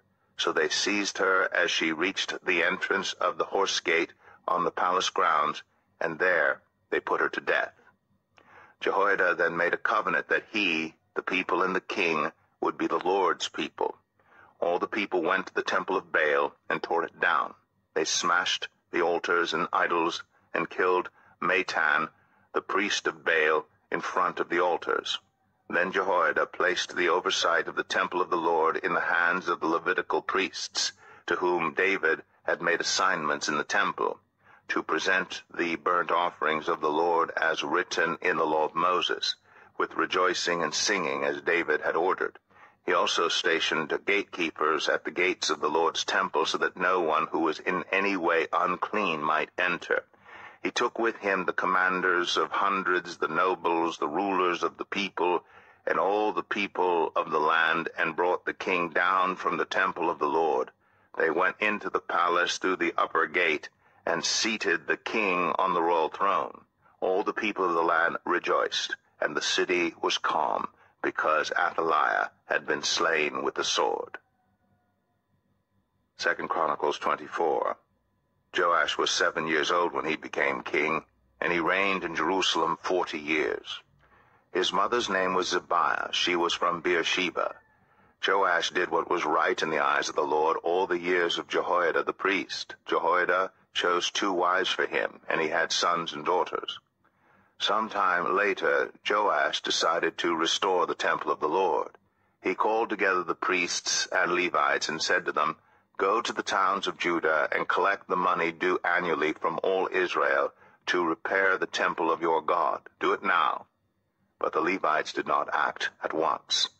Therefore the king summoned Jehoiada the chief priest and said to him, "Why haven't you required the Levites to bring in from Judah and Jerusalem the tax imposed by Moses, a servant of the Lord, and by the assembly of Israel for the tent of the covenant law?" Now the sons of that wicked woman Athaliah had broken into the temple of God and had used even its sacred objects for the Baals. At the king's command, a chest was made and placed outside at the gate of the temple of the Lord. A proclamation was then issued in Judah and Jerusalem that they should bring to the Lord the tax that Moses, the servant of God, had required of Israel in the wilderness. All the officials and all the people brought their contributions gladly, dropping them into the chest until it was full. Whenever the chest was brought in by the Levites to the king's officials, and they saw that there was a large amount of money, the royal secretary and the officer of the chief priest would come and empty the chest and carry it back to its place. They did this regularly and collected a great amount of money. The king and Jehoiada gave it to those who carried out the work required for the temple of the Lord. They hired masons and carpenters to restore the Lord's temple, and also workers in iron and bronze to repair the temple. The men in charge of the work were diligent, and the repairs progressed under them. They rebuilt the temple of God according to its original design and reinforced it. When they had finished, they brought the rest of the money to the king and Jehoiada, and with it were made articles for the Lord's temple, articles for the service and for the burnt offerings, and also dishes and other objects of gold and silver. As long as Jehoiada lived, burnt offerings were presented continually in the temple of the Lord. Now Jehoiada was old and full of years, and he died at the age of 130. He was buried with the kings in the city of David because of the good he had done in Israel for God and his temple. After the death of Jehoiada, the officials of Judah came and paid homage to the king, and he listened to them. They abandoned the temple of the Lord, the God of their ancestors, and worshipped Asherah poles and idols. Because of their guilt, God's anger came on Judah and Jerusalem, although the Lord sent prophets to the people to bring them back to him, and though they testified against them, they would not listen. Then the Spirit of God came on Zechariah, son of Jehoiada the priest. He stood before the people and said, "This is what God says. Why do you disobey the Lord's commands? You will not prosper. Because you have forsaken the Lord, he has forsaken you." But they plotted against him, and by order of the king they stoned him to death in the courtyard of the Lord's temple. King Joash did not remember the kindness Zechariah's father Jehoiada had shown him, but killed his son, who said as he lay dying, "May the Lord see this and call you to account." At the turn of the year, the army of Aram marched against Joash. It invaded Judah and Jerusalem and killed all the leaders of the people. They sent all the plunder to their king in Damascus. Although the Aramean army had come with only a few men, the Lord delivered into their hands a much larger army. Because Judah had forsaken the Lord, the God of their ancestors, judgment was executed on Joash. When the Arameans withdrew, they left Joash severely wounded. His officials conspired against him for murdering the son of Jehoiada the priest, and they killed him in his bed. So he died and was buried in the city of David, but not in the tombs of the kings. Those who conspired against him were Zabad, son of Shimeath, an Ammonite woman, and Jehozabad, son of Shimrith, a Moabite woman. The account of his sons, the many prophecies about him, and the record of the restoration of the temple of God are written in the annotations on the book of the kings. And Amaziah his son succeeded him as king. 2 Chronicles 25. Amaziah was 25 years old when he became king, and he reigned in Jerusalem 29 years. His mother's name was Jehohadan. She was from Jerusalem. He did what was right in the eyes of the Lord, but not wholeheartedly. After the kingdom was firmly in his control, he executed the officials who had murdered his father the king. Yet he did not put their children to death, but acted in accordance with what is written in the law, in the book of Moses, where the Lord commanded, "Parents shall not be put to death for their children, nor children be put to death for their parents. Each will die for their own sin." Amaziah called the people of Judah together and assigned them according to their families to commanders of thousands and commanders of hundreds for all Judah and Benjamin. He then mustered those 20 years old or more and found that there were 300,000 men fit for military service, able to handle the spear and shield. He also hired 100,000 fighting men from Israel for 100 talents of silver. But a man of God came to him and said, Your Majesty, these troops from Israel must not march with you, for the Lord is not with Israel, not with any of the people of Ephraim. Even if you go and fight courageously in battle, God will overthrow you before the enemy, for God has the power to help or to overthrow. Amaziah asked the man of God, But what about the 100 talents I paid for these Israelite troops? The man of God replied, The Lord can give you much more than that. So Amaziah dismissed the troops who had come to him from Ephraim and sent them home. They were furious with Judah and left for home in a great rage. Amaziah then marshaled his strength and led his army to the valley of Salt, where he killed 10,000 men of Seir. The army of Judah also captured 10,000 men alive, took them to the top of a cliff, and threw them down so that all were dashed to pieces. Meanwhile, the troops that Amaziah had sent back and had not allowed to take part in the war raided towns belonging to Judah from Samaria to Beth-horon. They killed 3,000 people and carried off great quantities of plunder. When Amaziah returned from slaughtering the Edomites, he brought back the gods of the people of Seir. He set them up as his own gods, bowed down to them, and burned sacrifices to them. The anger of the Lord burned against Amaziah, and he sent a prophet to him, who said, Why do you consult this people's gods, which could not save their own people from your hand? While he was still speaking, the king said to him, Have we appointed you an adviser to the king? Stop. Why be struck down? So the prophet stopped, but said, I know that God has determined to destroy you, because you have done this and have not listened to my counsel. After Amaziah king of Judah consulted his advisers, he sent this challenge to Jehoash, son of Jehoahaz, the son of Jehu, king of Israel. Come, let us face each other in battle. But Jehoash, king of Israel, replied to Amaziah king of Judah, A thistle in Lebanon sent a message to a cedar in Lebanon. Give your daughter to my son in marriage. Then a wild beast in Lebanon came along and trampled the thistle underfoot.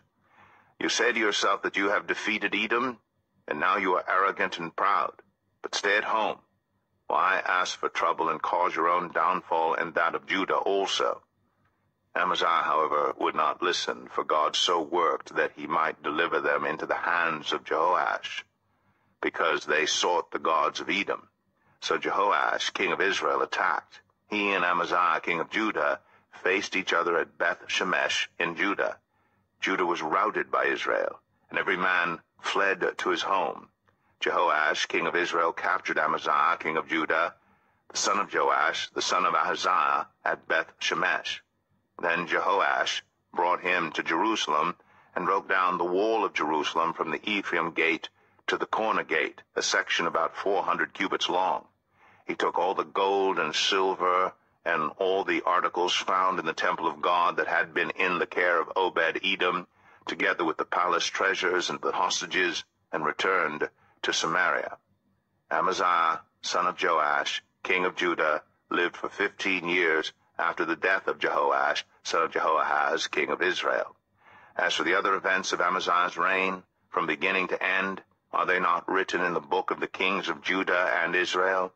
From the time that Amaziah turned away from following the Lord, they conspired against him in Jerusalem, and he fled to Lachish. But they sent men after him to Lachish, and killed him there. He was brought back by horse, and was buried with his ancestors in the city of Judah. 2 Chronicles 26. Then all the people of Judah took Uzziah, who was 16 years old, and made him king in place of his father Amaziah. He was the one who rebuilt Elath and restored it to Judah after Amaziah rested with his ancestors. Uzziah was 16 years old when he became king, and he reigned in Jerusalem 52 years. His mother's name was Jechaliah. She was from Jerusalem. He did what was right in the eyes of the Lord, just as his father Amaziah had done. He sought God during the days of Zechariah, who instructed him in the fear of God. As long as he sought the Lord, God gave him success.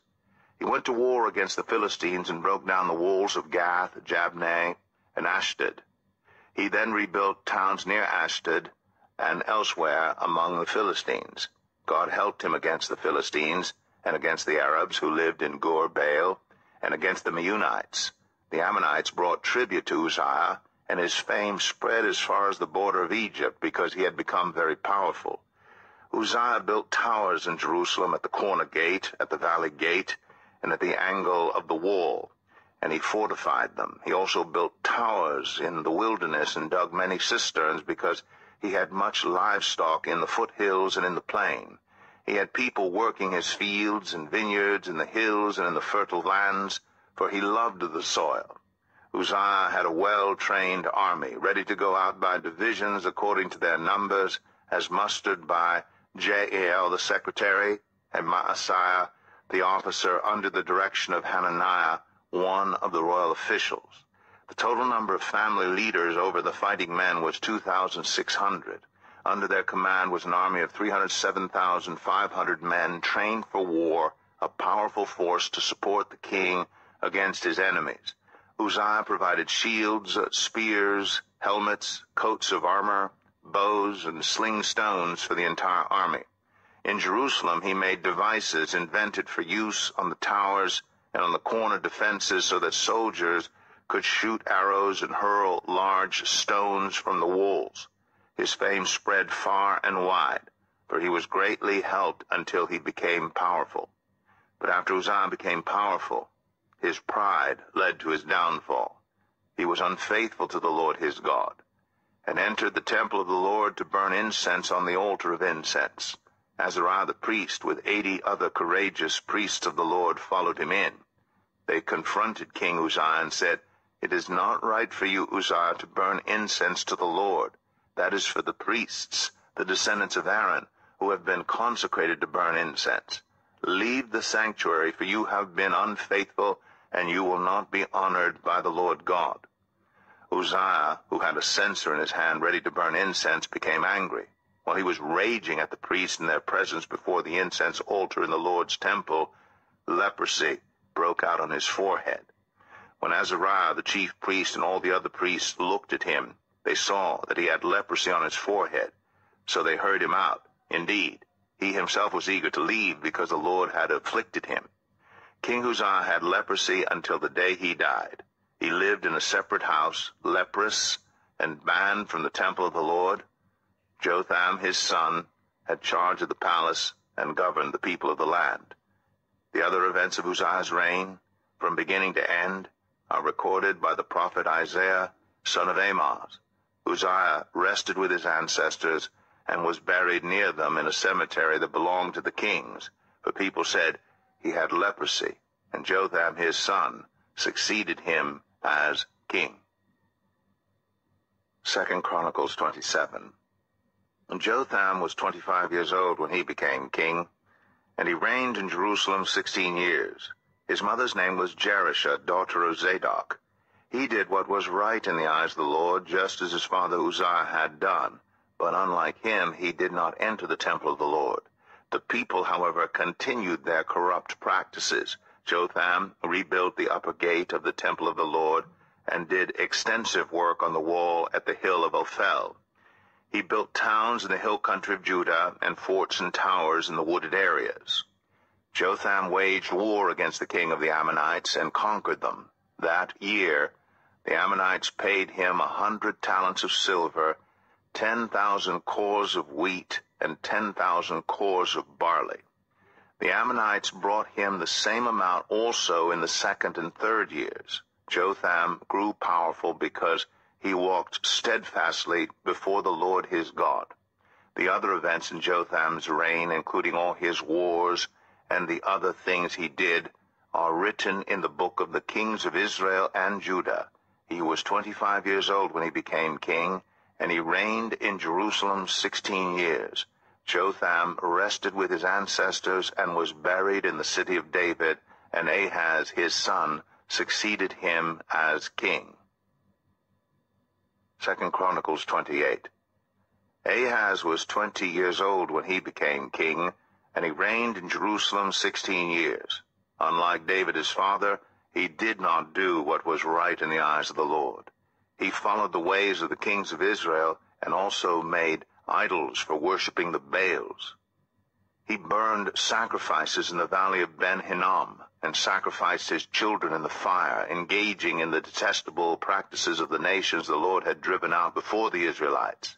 He offered sacrifices and burned incense at the high places, on the hilltops, and under every spreading tree.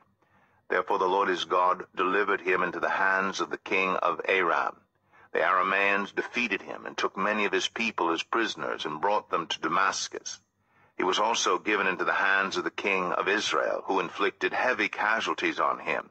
In one day, Pekah, son of Remaliah, killed 120,000 soldiers in Judah, because Judah had forsaken the Lord, the God of their ancestors.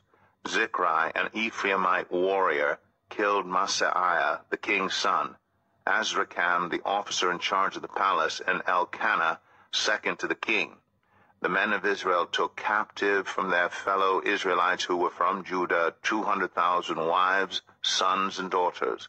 They also took a great deal of plunder, which they carried back to Samaria. But a prophet of the Lord named Oded was there, and he went out to meet the army when it returned to Samaria. He said to them, "Because the Lord, the God of your ancestors, was angry with Judah, he gave them into your hand. But you have slaughtered them in a rage that reaches to heaven. And now you intend to make the men and women of Judah and Jerusalem your slaves. But aren't you also guilty of sins against the Lord your God? Now listen to me. Send back your fellow Israelites you have taken as prisoners, for the Lord's fierce anger rests on you." Then some of the leaders in Ephraim, Azariah son of Jehohanan, Berechiah son of Meshillemoth, Jehizkiah son of Shallum, and Amasa son of Hadlai, confronted those who were arriving from the war. "You must not bring those prisoners here," they said, "or we will be guilty before the Lord. Do you intend to add to our sin and guilt? For our guilt is already great, and his fierce anger rests on Israel." So the soldiers gave up the prisoners and plunder in the presence of the officials and all the assembly.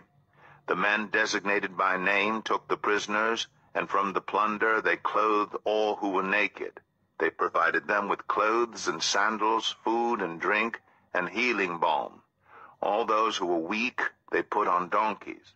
So they took them back to their fellow Israelites at Jericho, the city of palms, and returned to Samaria. At that time King Ahaz sent to the kings of Assyria for help. The Edomites had again come and attacked Judah and carried away prisoners, while the Philistines had raided towns in the foothills and in the Negev of Judah. They captured and occupied Beth-Shemesh, Ajalon, and Gederoth, as well as Socoh, Timnah, and Gimzo, with their surrounding villages. The Lord had humbled Judah because of Ahaz, king of Israel, for he had promoted wickedness in Judah and had been most unfaithful to the Lord. Tiglath-Pileser, king of Assyria, came to him, but he gave him trouble instead of help. Ahaz took some of the things from the temple of the Lord, and from the royal palace, and from the officials, and presented them to the king of Assyria, but that did not help him. In his time of trouble, King Ahaz became even more unfaithful to the Lord. He offered sacrifices to the gods of Damascus, who had defeated him, for he thought, "Since the gods of the kings of Aram have helped to them, I will sacrifice to them, so they will help me." But they were his downfall, and the downfall of all Israel. Ahaz gathered together the furnishings from the temple of God, and cut them in pieces. He shut the doors of the Lord's temple, and set up altars at every street corner in Jerusalem. In every town in Judah he built high places to burn sacrifices to other gods, and aroused the anger of the Lord, the God of his ancestors. The other events of his reign, and all his ways from beginning to end, are written in the book of the kings of Judah and Israel. Ahaz rested with his ancestors, and was buried in the city of Jerusalem. But he was not placed in the tombs of the kings of Israel, and Hezekiah his son succeeded him as king. 2 Chronicles 29. Hezekiah was 25 years old when he became king. and he reigned in Jerusalem 29 years. His mother's name was Abijah, daughter of Zechariah. He did what was right in the eyes of the Lord, just as his father David had done. In the 1st month of the 1st year of his reign, he opened the doors of the temple of the Lord and repaired them. He brought in the priests and the Levites, assembled them in the square on the east side, and said, "Listen to me, Levites. Consecrate yourselves now, and consecrate the temple of the Lord, the God of your ancestors. Remove all defilement from the sanctuary. Our parents were unfaithful. They did evil in the eyes of the Lord our God and forsook him. They turned their faces away from the Lord's dwelling place and turned their backs on him. They also shut the doors of the portico and put out the lamps. They did not burn incense or present any burnt offerings at the sanctuary to the God of Israel. Therefore the anger of the Lord has fallen on Judah and Jerusalem. He has made them an object of dread and horror and scorn, as you can see with your own eyes. This is why our fathers have fallen by the sword, and why our sons and daughters and our wives are in captivity. Now I intend to make a covenant with the Lord, the God of Israel, so that his fierce anger will turn away from us. My sons, do not be negligent now, for the Lord has chosen you to stand before him and serve him, to minister before him and to burn incense." Then these Levites set to work from the Kohathites, Mahath son of Amasai, and Joel son of Azariah. From the Merarites, Kish son of Abdi, and Azariah son of Jehalalel. From the Gershonites, Joah son of Zimmah, and Eden son of Joah. From the descendants of Elizaphan, Shimri, and Jeiel. From the descendants of Asaph, Zechariah, and Mattaniah. From the descendants of Heman, Jehiel, and Shimei. From the descendants of Jeduthun, Shemaiah, and Uzziel. When they had assembled their fellow Levites and consecrated themselves, they went in to purify the temple of the Lord, as the king had ordered, following the word of the Lord. The priests went into the sanctuary of the Lord to purify it. They brought out to the courtyard of the Lord's temple everything unclean that they found in the temple of the Lord. The Levites took it and carried it out to the Kidron Valley. They began the consecration on the 1st day of the 1st month, and by the 8th day of the month they reached the portico of the Lord. For 8 more days they consecrated the temple of the Lord itself, finishing on the 16th day of the 1st month. Then they went in to King Hezekiah and reported, "We have purified the entire temple of the Lord, the altar of burnt offering with all its utensils, and the table for setting out the consecrated bread with all its articles. We have prepared and consecrated all the articles that King Ahaz removed in his unfaithfulness while he was king. They are now in front of the Lord's altar." Early the next morning, King Hezekiah gathered the city officials together and went up to the temple of the Lord. They brought 7 bulls, 7 rams, 7 male lambs, and 7 male goats as a sin offering for the kingdom, for the sanctuary, and for Judah. The king commanded the priests, the descendants of Aaron, to offer these on the altar of the Lord. So they slaughtered the bulls, and the priest took the blood and splashed it against the altar. Next they slaughtered the rams, and splashed their blood against the altar. Then they slaughtered the lambs and splashed their blood against the altar. The goats, for the sin offering, were brought before the king and the assembly, and they laid their hands on them. The priests then slaughtered the goats and presented their blood on the altar for a sin offering to atone for all Israel, because the king had ordered the burnt offering and the sin offering for all Israel. He stationed the Levites in the temple of the Lord with cymbals, harps, and lyres, in the way prescribed by David and Gad the king's seer and Nathan the prophet. This was commanded by the Lord through his prophets. So the Levites stood ready with David's instruments, and the priests with their trumpets. Hezekiah gave the order to sacrifice the burnt offering on the altar. As the offering began, singing to the Lord began also, accompanied by trumpets and the instruments of David, king of Israel. The whole assembly bowed in worship, while the musicians played and the trumpets sounded. All this continued until the sacrifice of the burnt offering was completed. When the offerings were finished, the king and everyone present with him knelt down and worshipped. King Hezekiah and his officials ordered the Levites to praise the Lord with the words of David and of Asaph the seer. So they sang praises with gladness and bowed down and worshipped. Then Hezekiah said, "You have now dedicated yourselves to the Lord. Come and bring sacrifices and thank offerings to the temple of the Lord."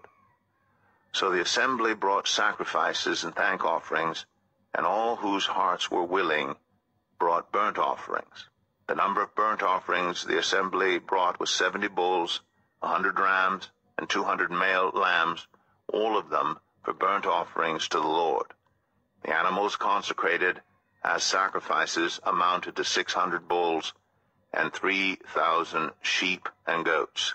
The priests, however, were too few to skin all the burnt offerings, so their relatives, the Levites, helped them until the task was finished and until other priests had been consecrated, for the Levites had been more conscientious in consecrating themselves than the priests had been.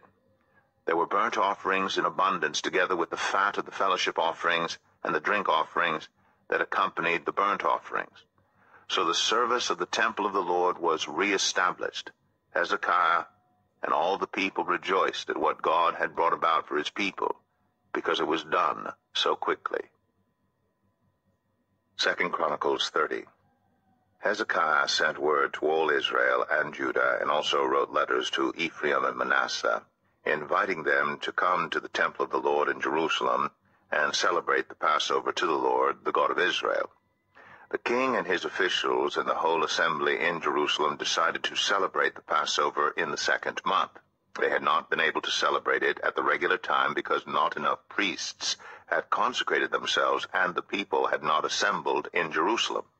The plan seemed right both to the king and to the whole assembly. They decided to send a proclamation throughout Israel from Beersheba to Dan, calling the people to come to Jerusalem and celebrate the Passover to the Lord, the God of Israel.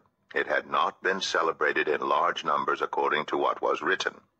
At the king's command, couriers went throughout Israel and Judah with letters from the king and from his officials, which read, "People of Israel, return to the Lord, the God of Abraham, Isaac, and Israel, that he may return to you who are left, who have escaped from the hand of the kings of Assyria.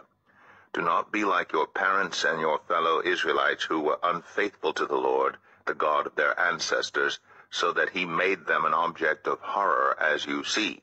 Do not be stiff-necked, as your ancestors were.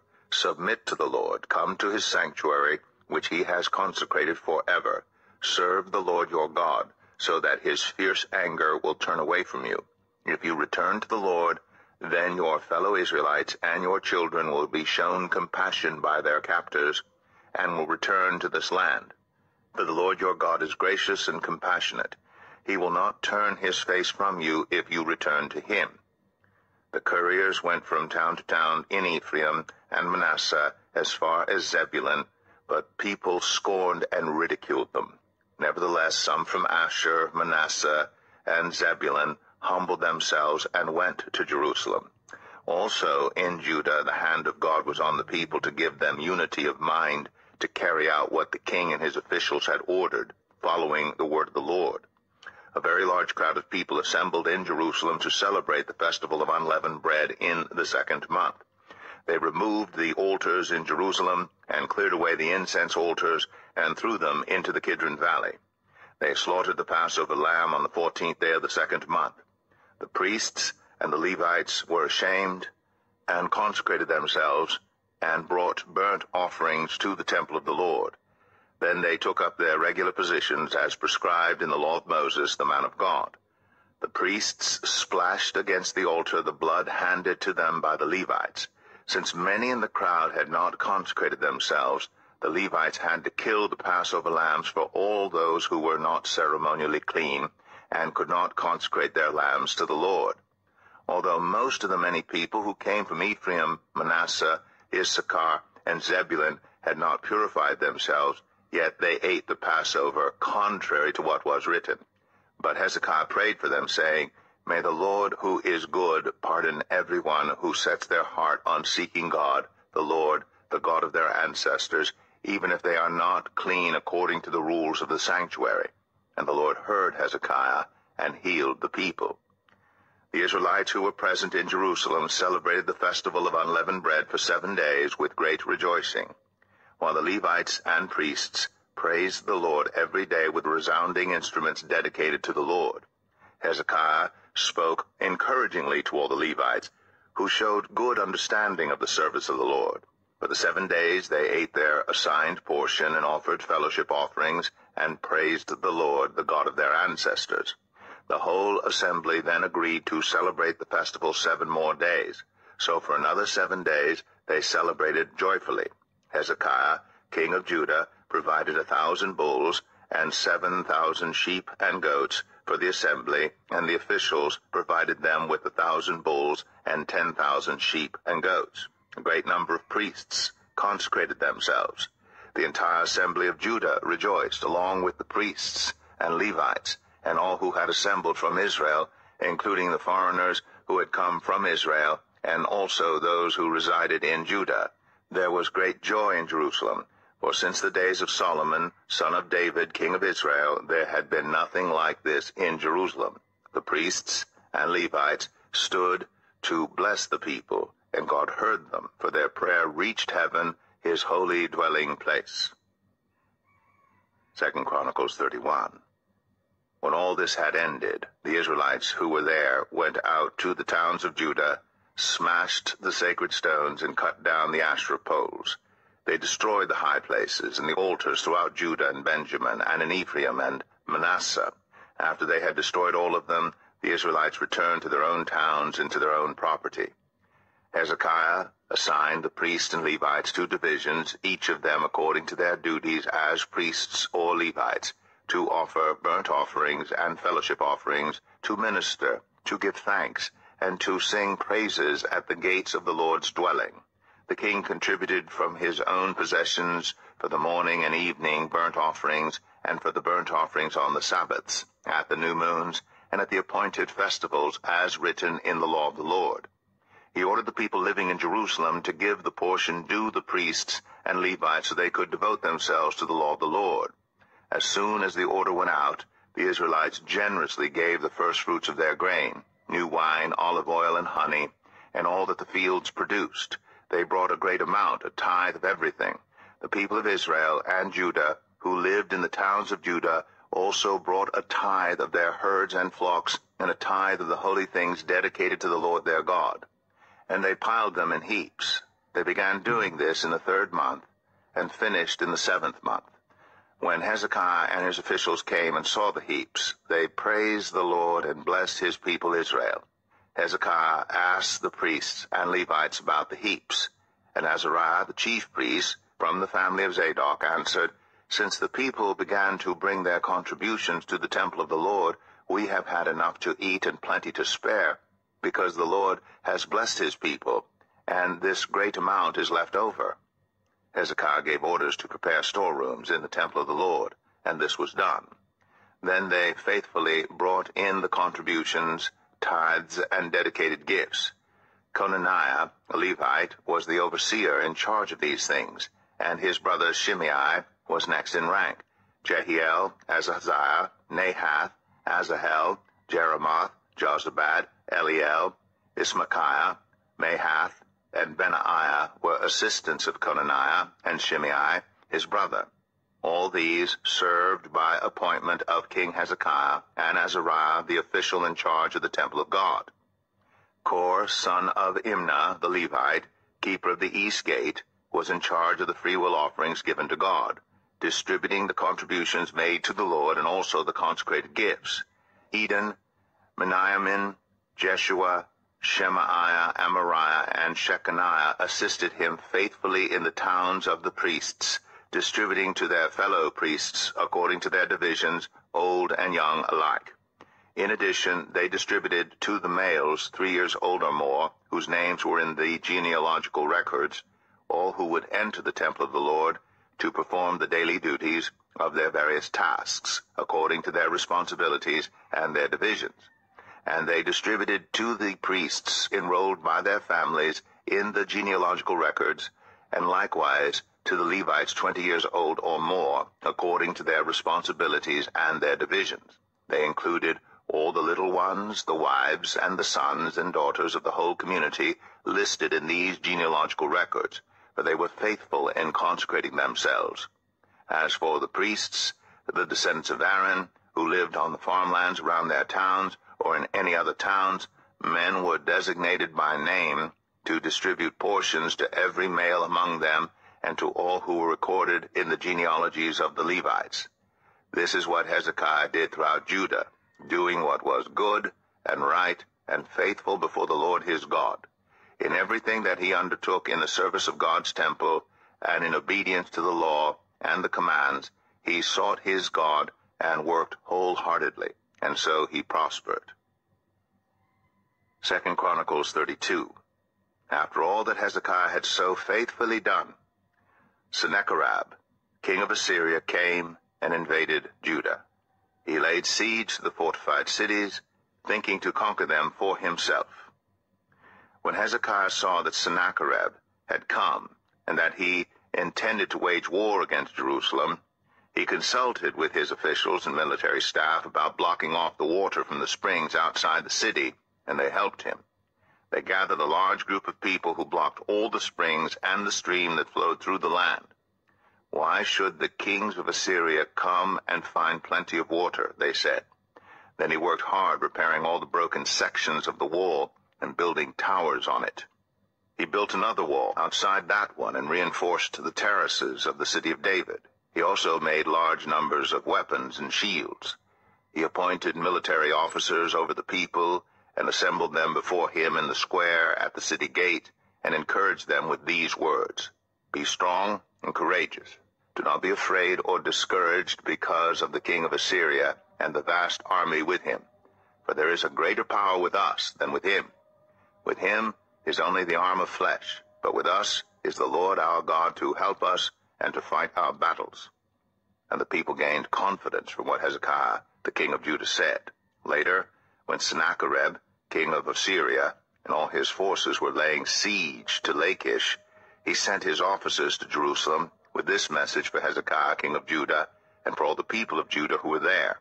This is what Sennacherib, king of Assyria, says. On what are you basing your confidence, that you remain in Jerusalem under siege? When Hezekiah says, The Lord our God will save us from the hand of the king of Assyria, he is misleading you, to let you die of hunger and thirst. Did not Hezekiah himself remove this God's high places and altars, saying to Judah and Jerusalem, You must worship before one altar and burn sacrifices on it? Do you not know what I and my predecessors have done to all the peoples of the other lands? Were the gods of those nations ever able to deliver their land from my hand? Who of all the gods of these nations that my predecessors destroyed has been able to save his people from me? How then can your God deliver you from my hand? Now do not let Hezekiah deceive you and mislead you like this. Do not believe him, for no God of any nation or kingdom has been able to deliver his people from my hand or the hand of my predecessors. How much less will your God deliver you from my hand? Sennacherib's officers spoke further against the Lord God and against his servant Hezekiah. The king also wrote letters ridiculing the Lord, the God of Israel, and saying this against him: Just as the gods of the peoples of the other lands did not rescue their people from my hand, so the God of Hezekiah will not rescue his people from my hand. Then they called out in Hebrew to the people of Jerusalem who were on the wall, to terrify them and make them afraid in order to capture the city. They spoke about the God of Jerusalem as they did about the gods of the other peoples of the world, the work of human hands.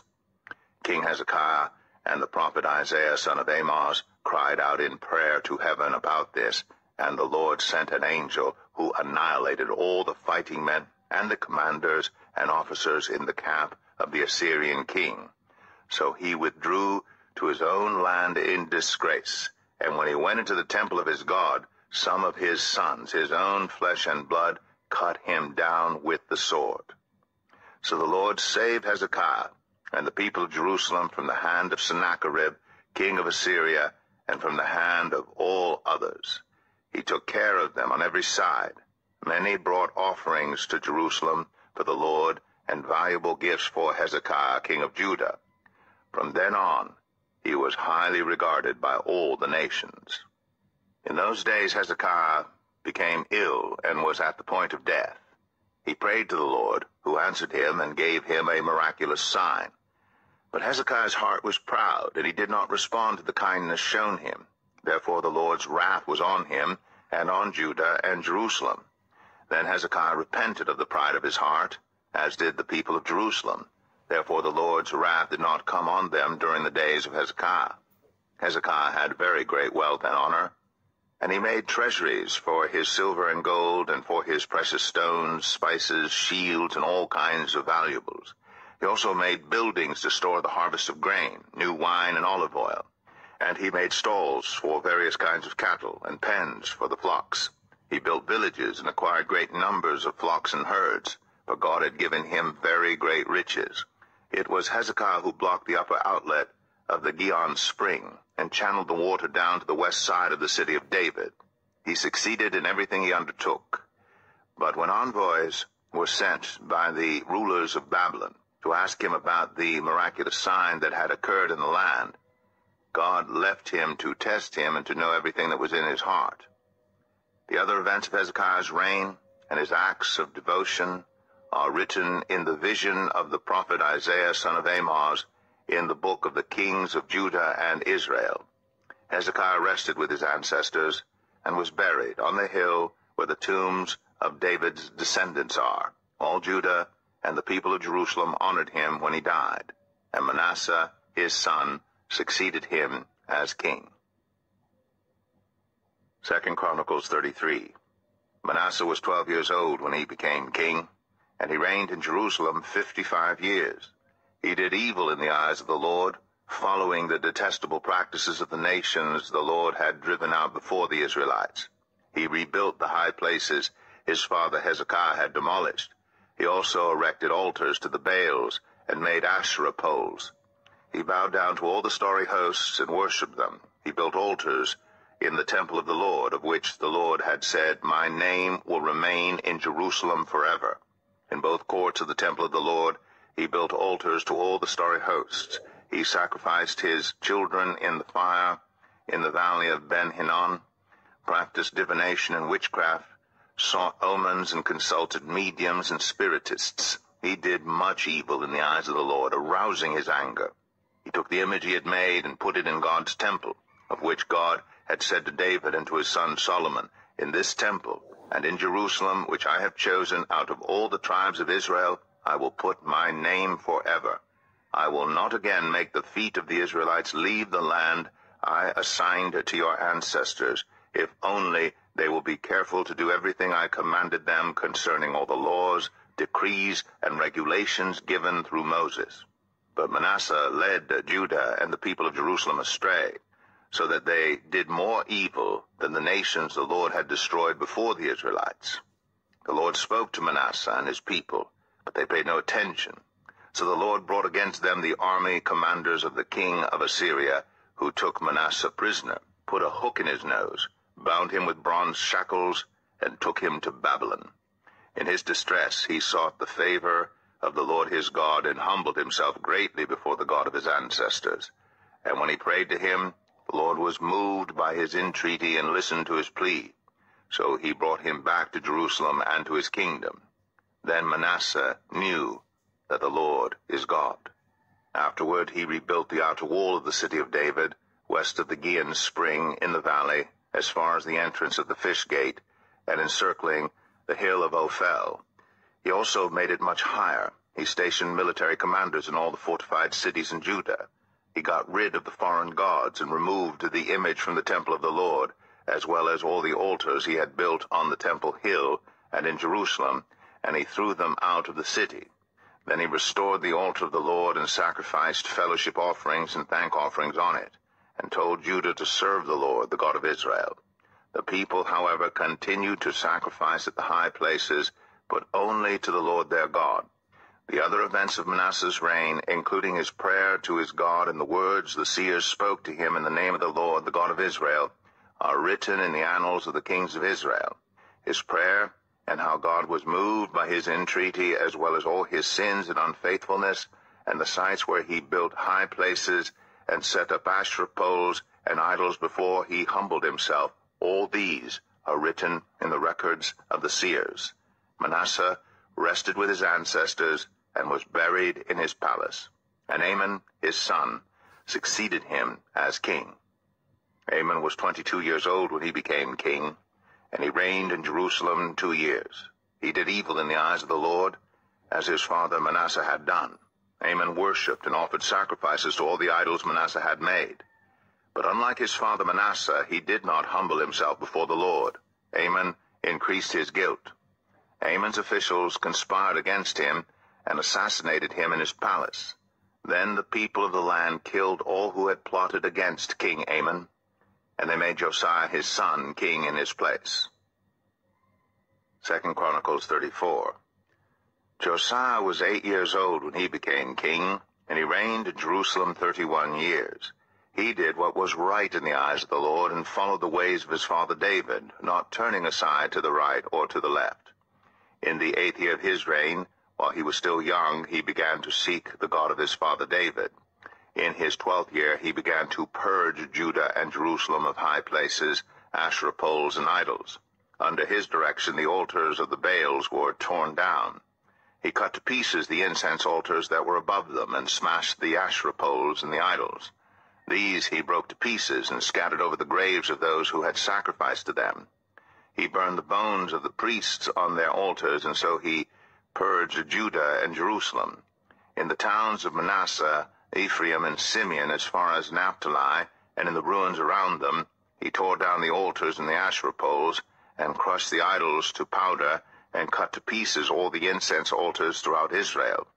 Then he went back to Jerusalem. In the 18th year of Josiah's reign, to purify the land and the temple, he sent Shaphan, son of Azaliah, and Maaseiah, the ruler of the city, with Joah, son of Joahaz, the recorder, to repair the temple of the Lord his God. They went to Hilkiah, the high priest, and gave him the money that had been brought into the temple of God, which the Levites, who were the gatekeepers, had collected from the people of Manasseh, Ephraim, and the entire remnant of Israel, and from all the people of Judah and Benjamin, and the inhabitants of Jerusalem. Then they entrusted it to the men appointed to supervise the work on the Lord's temple. These men paid the workers who repaired and restored the temple. They also gave money to the carpenters and builders to purchase dressed stone and timber for joists and beams, for the buildings that the kings of Judah had allowed to fall into ruin. The workers labored faithfully. Over them to direct them were Jahath and Obadiah, Levites descended from Merari, and Zechariah and Meshullam, descended from Kohath. The Levites, all who were skilled in playing musical instruments, had charge of the laborers and supervised all the workers from job to job. Some of the Levites were secretaries, scribes, and gatekeepers. While they were bringing out the money that had been taken into the temple of the Lord, Hilkiah the priest found the book of the law of the Lord that had been given through Moses. Hilkiah said to Shaphan the secretary, "I have found the book of the law in the temple of the Lord." He gave it to Shaphan. Then Shaphan took the book to the king and reported to him, "Your officials are doing everything that has been committed to them. They have paid out the money that was in the temple of the Lord, and have entrusted it to the supervisors and workers." Then Shaphan, the secretary, informed the king, "Hilkiah the priest has given me a book." And Shaphan read from it in the presence of the king. When the king heard the words of the law, he tore his robes. He gave these orders to Hilkiah, Ahikam son of Shaphan, Abdon son of Micah, Shaphan the secretary, and Asaiah the king's attendant. "Go and inquire of the Lord for me, and for the remnant in Israel and Judah, about what is written in this book that has been found. Great is the Lord's anger that is poured out on us, because those who have gone before us have not kept the word of the Lord. They have not acted in accordance with all that is written in this book." Hilkiah and those the king had sent with him went to speak to the prophet Huldah, who was the wife of Shallum, son of Tokath, the son of Hazra, keeper of the wardrobe. She lived in Jerusalem in the new quarter. She said to them, "This is what the Lord, the God of Israel, says. Tell the man who sent you to me, this is what the Lord says. I'm going to bring disaster on this place and its people. All the curses written in the book that has been read in the presence of the king of Judah, because they have forsaken me and burned incense to other gods and aroused my anger by all that their hands have made. My anger will be poured out on this place and will not be quenched. Tell the king of Judah, who sent you to inquire of the Lord, this is what the Lord, the God of Israel, says concerning the words you heard. Because your heart was responsive and you humbled yourself before God, when you heard what he spoke against this place and its people, and because you humbled yourself before me and tore your robes and wept in my presence, I have heard you, declares the Lord. Now I will gather you to your ancestors, and you will be buried in peace. Your eyes will not see all the disaster I'm going to bring on this place and on those who live here." So they took her answer back to the king. Then the king called together all the elders of Judah and Jerusalem. He went up to the temple of the Lord with the people of Judah, the inhabitants of Jerusalem, the priests and the Levites, all the people from the least to the greatest. He read in their hearing all the words of the book of the covenant which had been found in the temple of the Lord. The king stood by his pillar and renewed the covenant in the presence of the Lord, to follow the Lord and keep his commands, statutes, and decrees with all his heart and all his soul, and to obey the words of the covenant written in this book. Then he had everyone in Jerusalem and Benjamin pledge themselves to it. The people of Jerusalem did this in accordance with the covenant of God, the God of their ancestors. Josiah removed all the detestable idols from all the territory belonging to the Israelites, and he had all who were present in Israel serve the Lord their God as long as he lived. They did not fail to follow the Lord, the God of their ancestors. 2 Chronicles 35. Josiah celebrated the Passover to the Lord in Jerusalem, and the Passover lamb was slaughtered on the 14th day of the first month. He appointed the priests to their duties and encouraged them in the service of the Lord's temple. He said to the Levites, who instructed all Israel and who had been consecrated to the Lord, "Put the sacred ark in the temple that Solomon son of David, king of Israel, built. It is not to be carried about on your shoulders. Now serve the Lord your God and his people Israel. Prepare yourselves by families in your divisions, according to the instructions written by David, king of Israel, and by his son Solomon. Stand in the holy place with a group of Levites for each subdivision of the families of your fellow Israelites, the lay people. Slaughter the Passover lambs, consecrate yourselves, and prepare the lambs for your fellow Israelites, doing what the Lord commanded through Moses." Josiah provided for all the lay people who were there a total of 30,000 lambs and goats for the Passover offerings, and also 3,000 cattle, all from the king's own possessions. His officials also contributed voluntarily to the people and the priests and Levites. Hilkiah, Zechariah, and Jehiel, the officials in charge of God's temple, gave the priests 2,600 Passover offerings and 300 cattle. Also, Conaniah, along with Shemaiah and Nethanel, his brothers, and Hashabiah, Jeiel, and Jozabad, the leaders of the Levites, provided 5,000 Passover offerings and 500 head of cattle for the Levites. The service was arranged, and the priests stood in their places with the Levites in their divisions, as the king had ordered. The Passover lambs were slaughtered, and the priests splashed against the altar the blood handed to them, while the Levites skinned the animals. They set aside the burnt offerings to give them to the subdivisions of the families of the people to offer to the Lord, as it is written in the book of Moses. They did the same with the cattle. They roasted the Passover animals over the fire as prescribed, and boiled the holy offerings in pots, cauldrons, and pans, and served them quickly to all the people. After this, they made preparations for themselves and for the priests, because the priests, the descendants of Aaron, were sacrificing the burnt offerings and the fat portions until nightfall. So the Levites made preparations for themselves and for the Aaronic priests. The musicians, the descendants of Asaph, were in the places prescribed by David: Asaph, Heman, and Jeduthun the king's seer. The gatekeepers at each gate did not need to leave their posts, because their fellow Levites made the preparations for them.